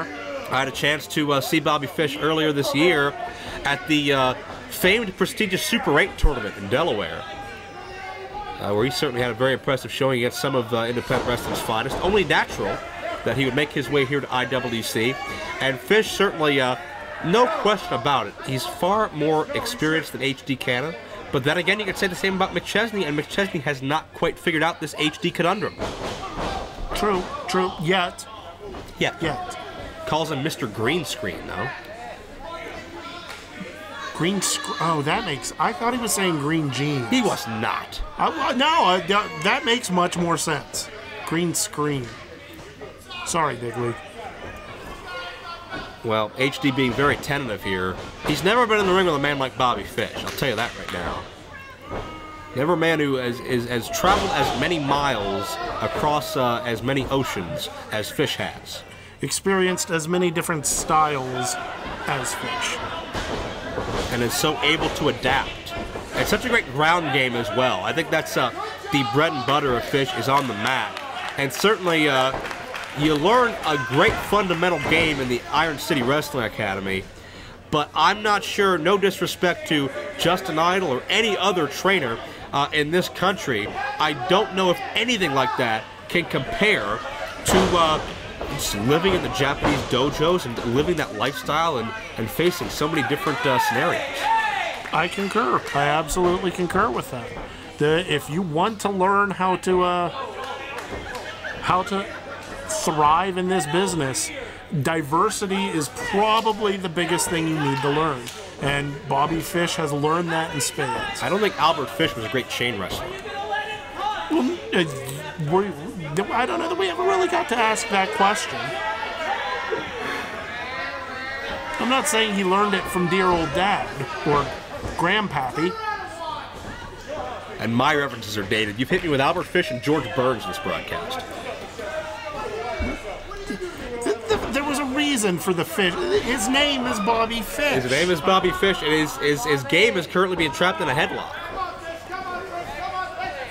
I think both guys are wearing mouth guards right now. This could get physical. That's smart. You don't want to mess up your teeth. Well, I've seen it happen to an individual time or two before. 5 minutes gone by this contest. 5 minutes. Thank you. It's one of the first things girls look at. Teeth. Oh. Is that true? Yeah, absolutely. They look at the smile. That's why you always see me smile. You never know when the ladies will be. You're never smiling around me, though. Why is that? You're not a lady. Oh, well, thank you. Fish in control, though. Nice elevation on that drop kick. I would go so far as to call that drop kick pretty. That was a beautiful drop kick. Well, I would concur with that. Fish has that technique, those hops, if you will. Like an IPA. That's a beer joke. You're welcome. Suplex coming up. Nicely executed. Bobby Fish is all textbook thus far, but barely got a count of 2. I'm sorry, did McChesney just yell, "That's Bobby Fish"? Well, maybe he's gone to the Jayworth School of Journalism pointing out the obvious. Well, he's right. I'm not arguing that point. I think he meant this is Bobby Fish in his true element. And nobody moves on the tackle. Daring HD to try it one more time. Now, I'm not sure it's a great idea to get this big body in motion, but a second time with a drop kick. And I want to say, I haven't seen a drop down onto your back like that before. This could do it here. Almost put HD away before Tarver even got legally tagged in. Well, wow. Ask and ye shall receive. And that is a brazen move. Absolutely. I do not know that I would want to just let Michael Tarver come in. I gotta say, my strategy would be let's keep the giant angry black man out of the ring.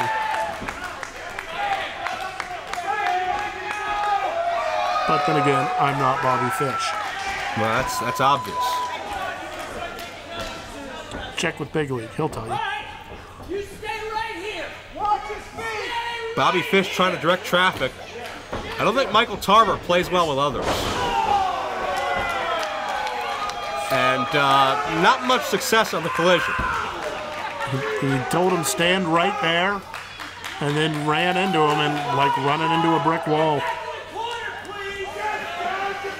Well, when you run into Michael Tarver, it feels like Michael Tarver ran into you. Wow, that's like almost Nietzschean.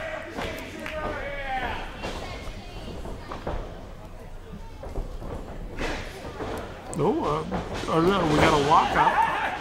I got to be honest. If I'm Tarver, I'm probably looking to throw some bones there. I'm probably not looking for a lockup. I'm looking to throw fists. Well, Tarver's a striker. Yeah, I mean he can wrestle. It's not like he's missing that component.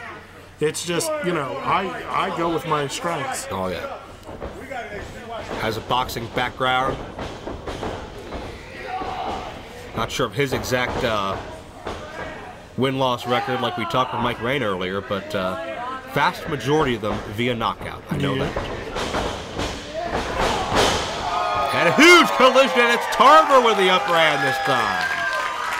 Tarver showing what all that mass is worth. Oh, back off the ropes. Pace quickens, and a third time, not the charm for the drop kick by Bobby Fish. Tarver puts the brakes on. And now, oh!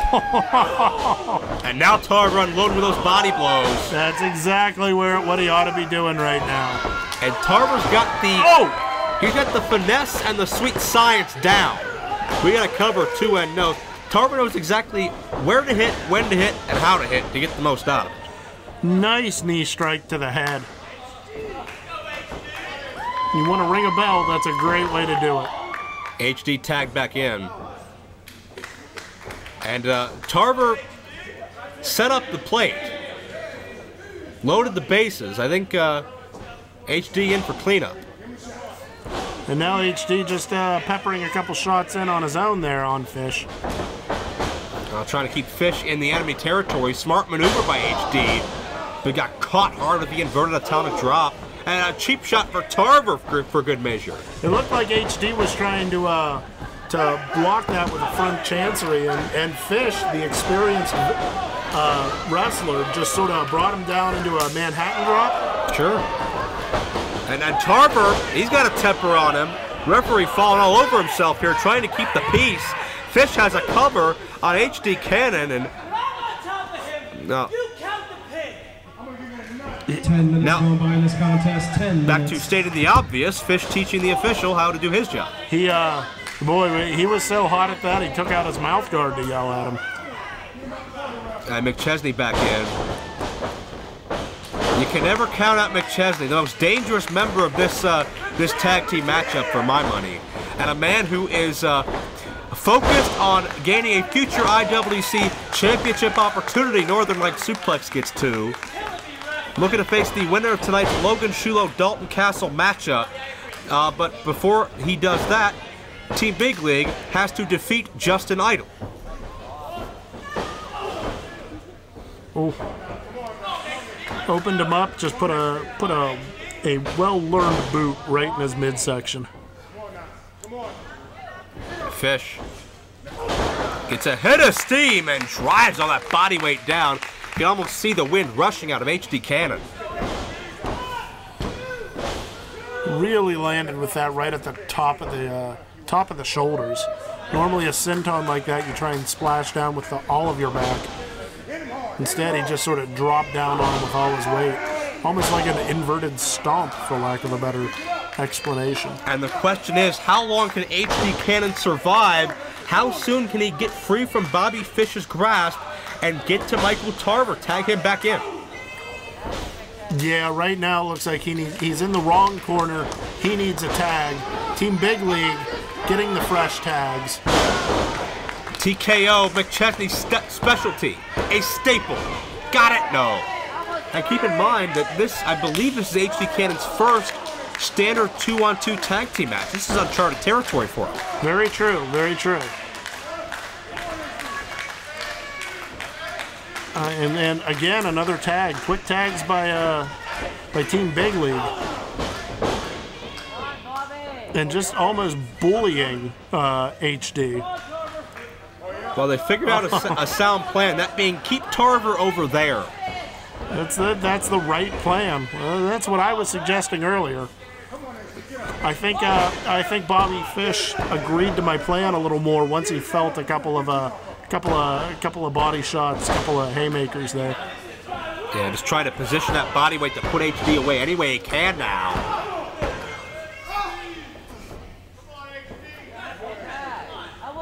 HD just barely fighting his way, getting the blades of the shoulders off the canvas at any instance he can. Bobby Fish, you know, that Japanese style, it's no frills, it's no nonsense. You are on top of your opponent from bell to bell, and HD finding out firsthand. And countering into a huge spine buster. Yeah, if you are not, then your whoever is teaching you corrects that behavior swiftly and quickly. Can HD Cannon get to Michael Tarver and turn this matchup around? He needs the tag right now. So close. He just needs to swing. It's just HD pulled away by Fish. Fish holding the leg. McChesney and Tarver. He let go of the boot to do the tag. Tarver's in. Miscalculation by Fish and Tarver unloads. Discus forearm. This guy's got so much power, so much adrenaline. And right now, I'd say a little bit of even anger. McChesney catches Tarver with a roll-up. No. That's just a huge haymaker, right. Now Tarver's in his element, just peppering McChesney right and left. Fish got it. Fish got his feet knocked out from under. And there's a little 1.8 for you. Knockout shot! Here are your winners, the team of HD Cannon and Michael Tarver! You nothing taken against Team Big League, but jeez, wow. Tarver is just a force to be reckoned with. Did HD have a ringer or what? Yeah, you're going to cool in a ringer. You cooled in the right one, didn't you? Well, if nothing else, well done to HD Cannon on selection of purpose. Yeah, you ain't kidding. HD Cannon stays a step ahead of Team Big League, but Team Big League gonna have to get back on the same page and back on the winning way if John McChesney is gonna get a championship matchup once Justin Idol continues to climb the ranks of that particular group. But congratulations to HD Cannon. Please don't punch that small child. Congratulations to HD Cannon, who continues a meteoric rise here in the International Wrestling Cartel.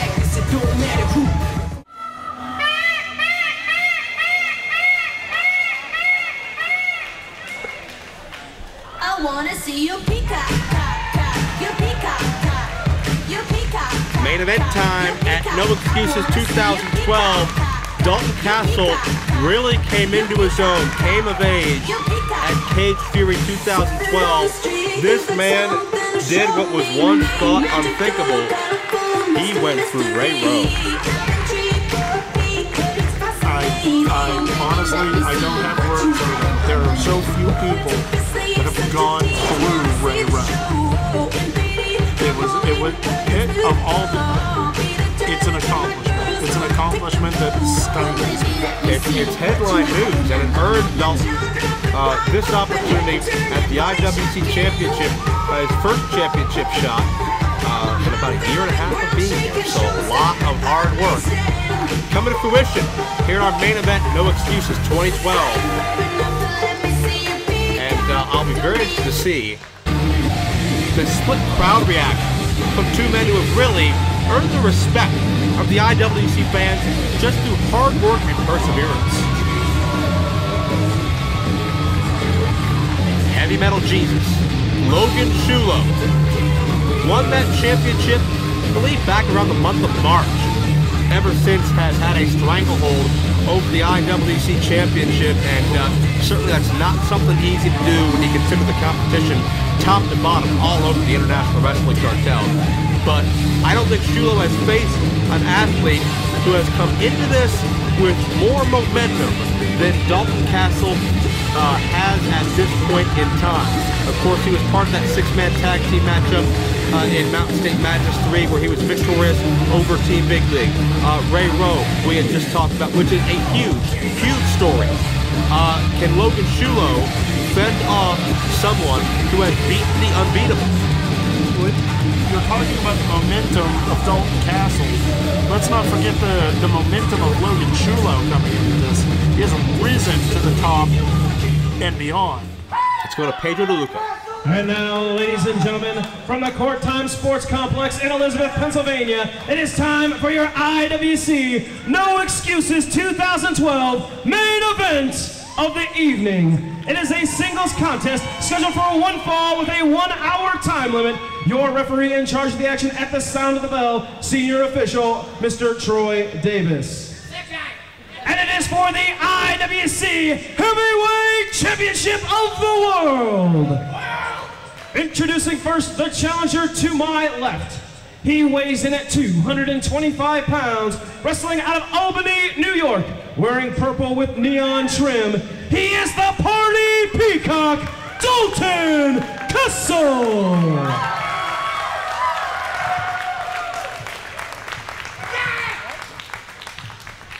And his opponent in the corner to my right. He weighs in at 220 pounds, wrestling out of Pittsburgh, Pennsylvania. He is the elite athlete, the front man, the Heavy Metal Jesus, your reigning and defending IWC Heavyweight Champion of the World, Logan Shulo. Well, Logan proudly displays the prize. That was a career in the making for the Heavy Metal Jesus, but as his time at the top continues to turn, it just gets more and more difficult to stay there. And honestly, that is what separates the people who hold championships from champions. It's not can you get the belt, it's how long can you hold the belt.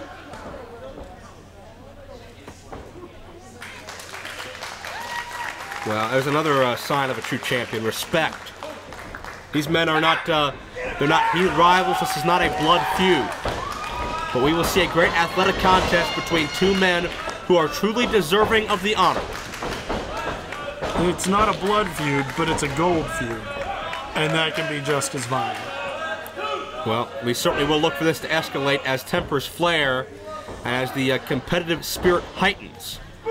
Both men attempt to feel one another out early. This is the first time, to my knowledge, that Shulo and Castle have ever crossed paths inside of a ring. Yeah, as far as I know, that is correct, although you are the research end of things here. And I don't think Shulo and Castle are used to meeting an individual who matches up with themselves quite so evenly. That's true. Both well put together, strong upper bodies, approximately the same height. I think Logan Shulo slightly taller.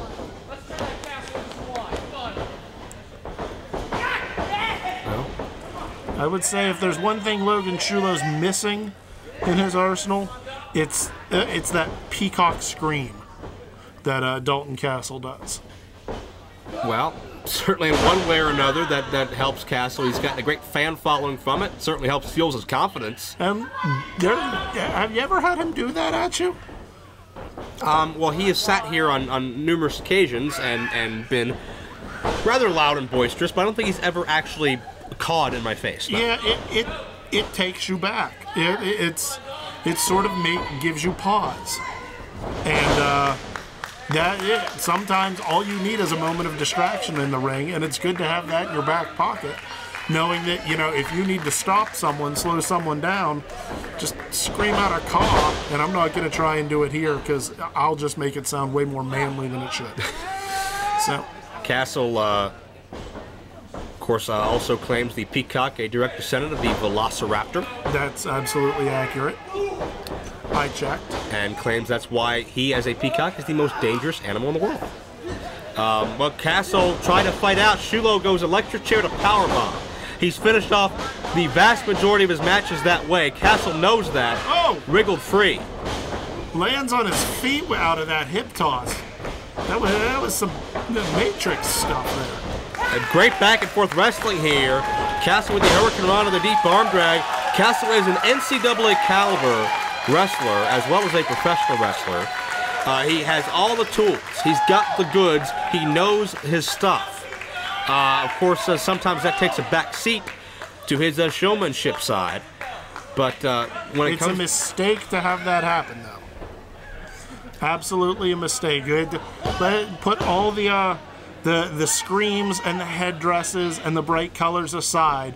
What you have is a solid fundamental wrestler who knows what he's doing in that ring, and the one thing he wants more than anything else is for you to be distracted by the fact that he's a charismatic milkshake.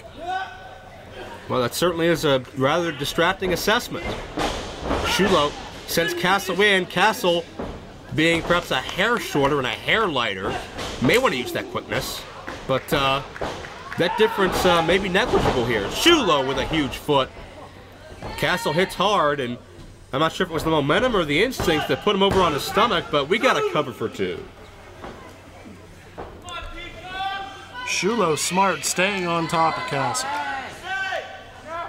You don't want a peacock. I don't think peacocks can fly so much, can they? As they just sort of flap and like hover a little bit. Okay, we'll go with that. Well, still, he's grounded. That's the point. Well, another cover here off the suplex, textbook style by Shulo, showing that he will not be outmatched or outperformed on the technical side of things. Doesn't matter how big you are, if you're laying down, you can't use that power. At least not as effectively as if you were on your feet. Shulo has been trying to keep him off his feet, and Castle finally up. Backs him back to a corner. It's the proverbial human game of chess right now between these two men to try to find an opening, create a weakness, break through the enemy's guard.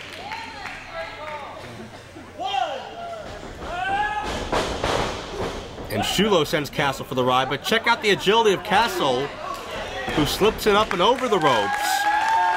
And could be time for that peacock to fly. Shulo meets Castle down. 5 minutes gone by in this contest. 5 The minutes. fist to the midsection, and Shulo feeling the effects, or rather Castle, as Shulo measures him. I want to say smart by Shulo there. Did not wait for Castle to turn around. Saw he was heading toward the corner. Charged in, got a splash. Blocked the kick. Yeah, counter. Shulo able to scoop Castle up. And Castle elevated over top. I was wondering if we were going to see a Boston Crab there, but no, he just launched him over the top rope. From over that top rope to the arena floor, it's got to be 10 or 12 feet. And as I stated, peacocks can't fly. Not under conventional means, that's for sure. And Shulo, well, there's that respect. There's that championship attitude helping, or at least attempting to help Dalton Castle back into the ring. But offering. Dalton Castle, hands on his hips, maybe a little frustrated right now. Again, Castle's worked 1.5 years for this opportunity. True. This is not going to be all rainbows and butterflies here. Tempers will flare. And Farnsworth, would you give a decisive advantage to any one man thus far? No. Can't say I would. I feel it's been pretty even. I think that Shulo has a little more power. I think that Dalton Castle, on the other hand, has a little more cunning. I think if it comes down to a mind game, Castle's got it won. No disrespect to the current champ. But I think if Castle tries to go power to power against Logan Shulo, he's going to lose. All right, now it's Shulo still ahead of the game. Again, trapping and grounding Dalton Castle. And this is, again, a type of match you wouldn't expect either of these men to have, but they're outside of their comfort zone, almost facing a mirror image of one another. What it's going to come down to is who can dig down deeper in their bag of tricks, who can pull out something effective and devastating outside of their normal repertoire. Ooh, and Castle throwing a couple punches there. Don't normally see him as much of a striker. And Shulo elevates Castle hard. You can never dismiss that power of the man that's been dubbed Heavy Metal Jesus. Certainly Shulo very active in his rock band outside of the ring, helped giving him the confidence to attain the IWC title, but look at this. Both men fall awkwardly. Dalton hangs on, and oh, Shulo hit his head. It looked like Shulo was going to try and dump Castle out again, and Castle just sort of caught his head and pulled him over with him, and then landed on the apron and just dumped him to the floor. Like I said, he has cunning. He has a battle plan. And Dalton fires away, keeping Shulo out of the ring. As Dalton Castle, the ring is his domain right now. And Shulo pulls Dalton to the outside, and this matchup may be beginning to open up a little bit. I think handshakes and holding the ropes may be a thing of the past. You can be respectful, you can be nice all you want. At the end of the day, you still got to beat a man to keep hold of that title. And Dalton responding in kind. This resembling more of a brawl than an athletic contest. Well, to be fair, Shulo yanked him out by 1 foot. That could have been a really terrible tear with his what am I looking for? Achilles. That was a great counter by Dalton a moment ago to try to swing through the ropes, but Shulo again caught it, saw it coming. Dalton did not have that overpowering mass over Shulo like he does so many of his other opponents. And Shulo sending Dalton back in.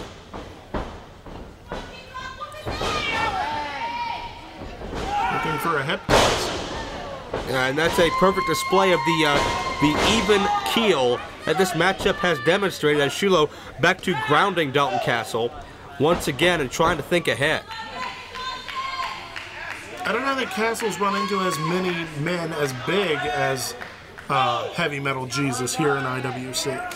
I don't know that he's actually gotten challenged as much by big men like Logan Shulo. True, he beat Ray Rowe, but you know, when you face Ray Rowe, you just accept you're probably going to be the smaller man.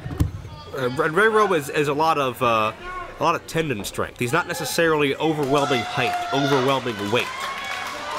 He's overwhelmingly strong, and he's overwhelmingly ruthless. But certainly, Rowe and Shulo are vastly different body types. Very true. And Castle, able to break the grasp of Shulo, send him back into the corner.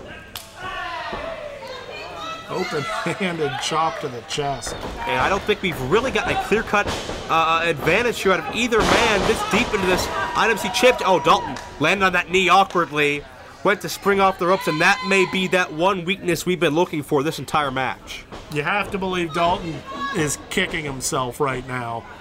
Yeah, working 18 months to get this opportunity, and then blowing your knee out with a little flat. Oh, maybe he didn't. Not kicking himself. Apparently just kicking Logan Shulo. Well, you talked earlier about who's got the psychological advantage. I think Dalton just proved your point. Cunning. Oh, a nice toss. And Dalton feeling the momentum and certainly feeling no pain in the knee. Cover no. Only a count of 1. Let's make note of that this deep in the matchup. Only a 1 count. Only a 1 count, but it gets Dalton some important offense in, and it puts him back on top of Logan Shulo, which is where he wants to be. And now it's Dalton's turn to ground Shulo, much adversely to what we've seen thus far with these two athletes. Logan has just been riding over top of Castle with headlocks, chinlocks, all throughout, because I think Dalton probably the most explosive of the two offensively. But now Dalton, I believe, looking for more of an endurance gain here. He can sense that Logan nowhere near softened up enough to defeat. He's going to sap that life out of him as best he can.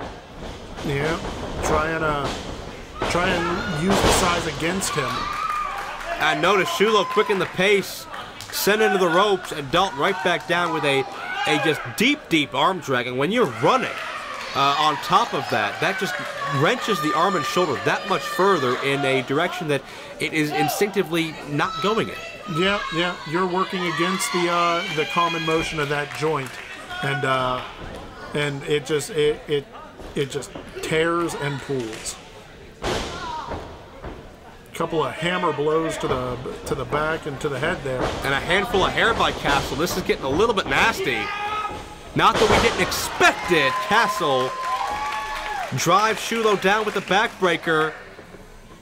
And notice did not go for the cover. Castle knows that there's a multi-step plan in place right now. And just digging the knee into the back and stretching away. Almost a bow and arrow type maneuver. Oh. Step over toe hold. Gonna elevate Shulo. Can he get the big man up? Got it. And Shulo in trouble. No, shifts the weight on top of Castle. Got it. No. Castle reacted well, up to his feet immediately. Met Shulo with a drop kick. When you find yourself getting pinned, your immediate instinct is get up. Get up. And that's exactly what Dalton Castle did. Got himself out from under Logan Shulo and popped up to his feet. Really a game of inches between these two guys. Just that one subtle shift of weight by Logan Shulo was enough to nearly turn the tides around and end this contest. Going back to the fact that these men just have a tougher time overpowering one another than they normally would. Very true. And that's why we're seeing a lot of strikes. We're seeing a lot of wear-down holds. Because this is, again, neither man in his element. I'm agreeing with you a lot here, Joe. I don't feel good about this. I apologize. You're making a lot of sense. We'll have to go back and watch the first segment after this DVD concludes. And Dalton misses the charge in the corner. Face right into that turnbuckle. Shulo with momentum to release. German suplex. Right on the head and neck, compressed vertebrae personified. And now is the gut check. Who can push themselves to get back to their feet first? This could be a major deciding point in this title bout. Shulo just tossed him. Dalton's up first. Dalton can feel the momentum, but the instincts brought him up, but Shulo's strikes brought him back down. Shulo with a slam. The cover. Near fall. It was almost like he was testing him on that one. He didn't really pull the weight up over his shoulder. I think he just wanted to see how much gas was in the tank, so to speak. Well, Shulo maybe setting Castle up here. Powerbomb position. It's not out of the electric chair, but Shulo improvising because of the bigger opponent. Oh. Right to the jaw. Yeah, again, Castle having things scouted. Ooh, the knee strike. What's the follow through? Don't waste any time, Dalton. This is a mistake. Don't pander to these idiots. Stay on the champ. Went for the knee again, and nobody home. Dalton to the outside. Shulo didn't so much dodge that as just collapse out of the way. He's still, I don't think he was quite up to his feet yet. I believe we're north of 15 minutes or so in this matchup, and Logan Shulo and Dalton Castle really don't have matches that go this long this often, but we're seeing it right now firsthand. Dalton Jeez! Tried to get out of the way, turned around and got what would you put that at, a size 13 in his face? Yeah, just reckless abandon off of that ring apron. Shulo risking his own body to plant one right in the mush of Castle. You know how when someone tries to kick you, you maybe try and get a hand up to, not get kicked. That didn't happen. Nothing doing. No. He turned, he barely, I don't even know if he got the thought registered before he got to taste soul there. And Logan Shulo knows that. Dalton is dazed. He's stunned. He may not be aware of what hit him. And Shulo now set to scale the ropes. And Dalton with an amazing vertical leap, the drop kick. Actually, drop kicked up as opposed to level on that one. And it's Dalton with amazing quickness onto the top turnbuckle. High risk suplex coming up. Can Shulo fight his way free?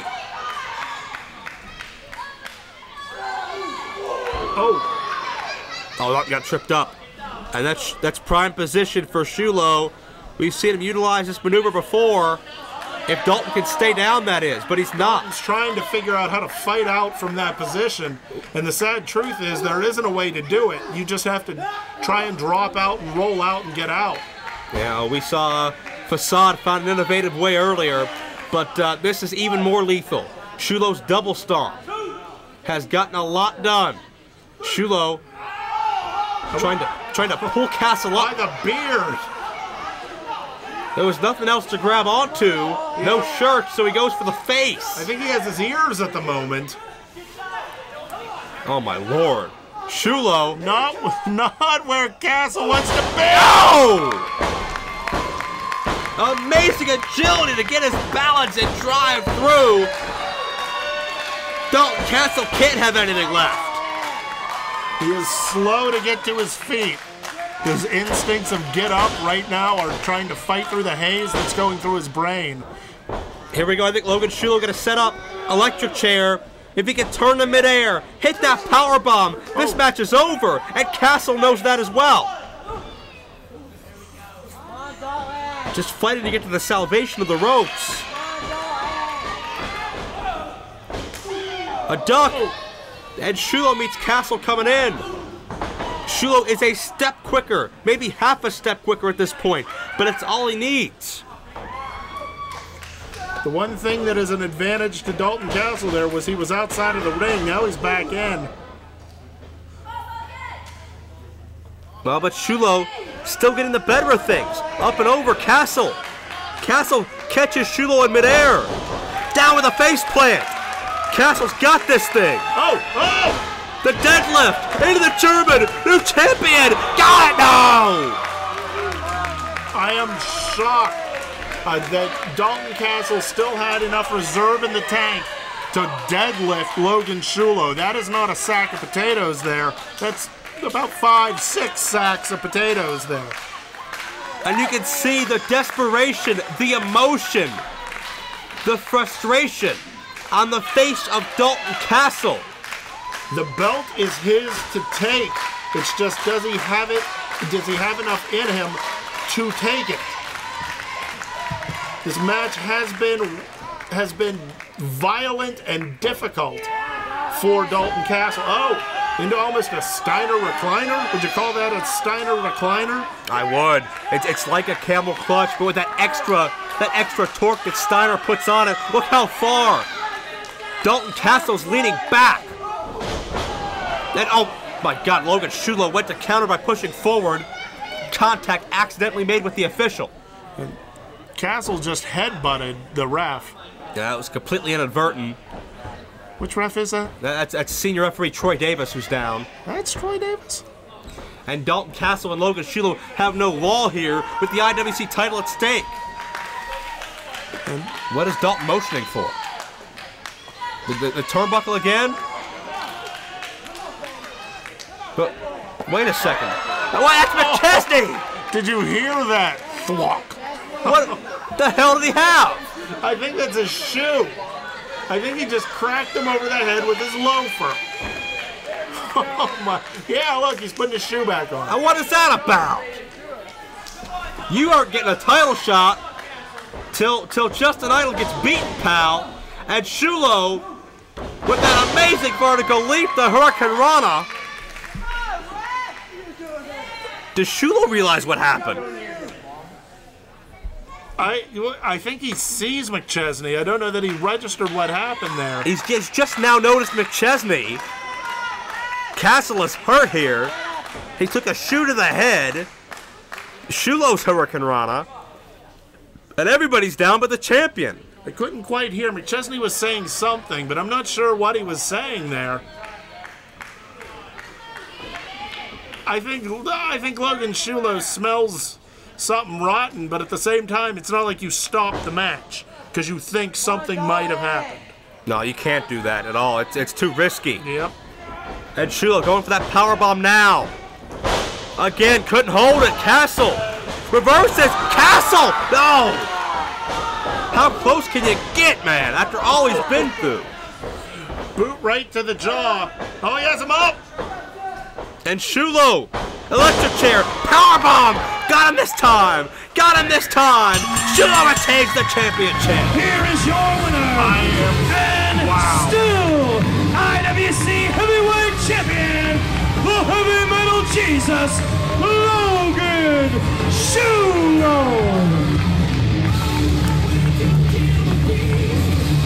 An absolutely phenomenal effort. An unreal effort. Logan Shulo and Dalton Castle gave you everything here tonight, but at the end of the day, Logan Shulo was able to get the victory.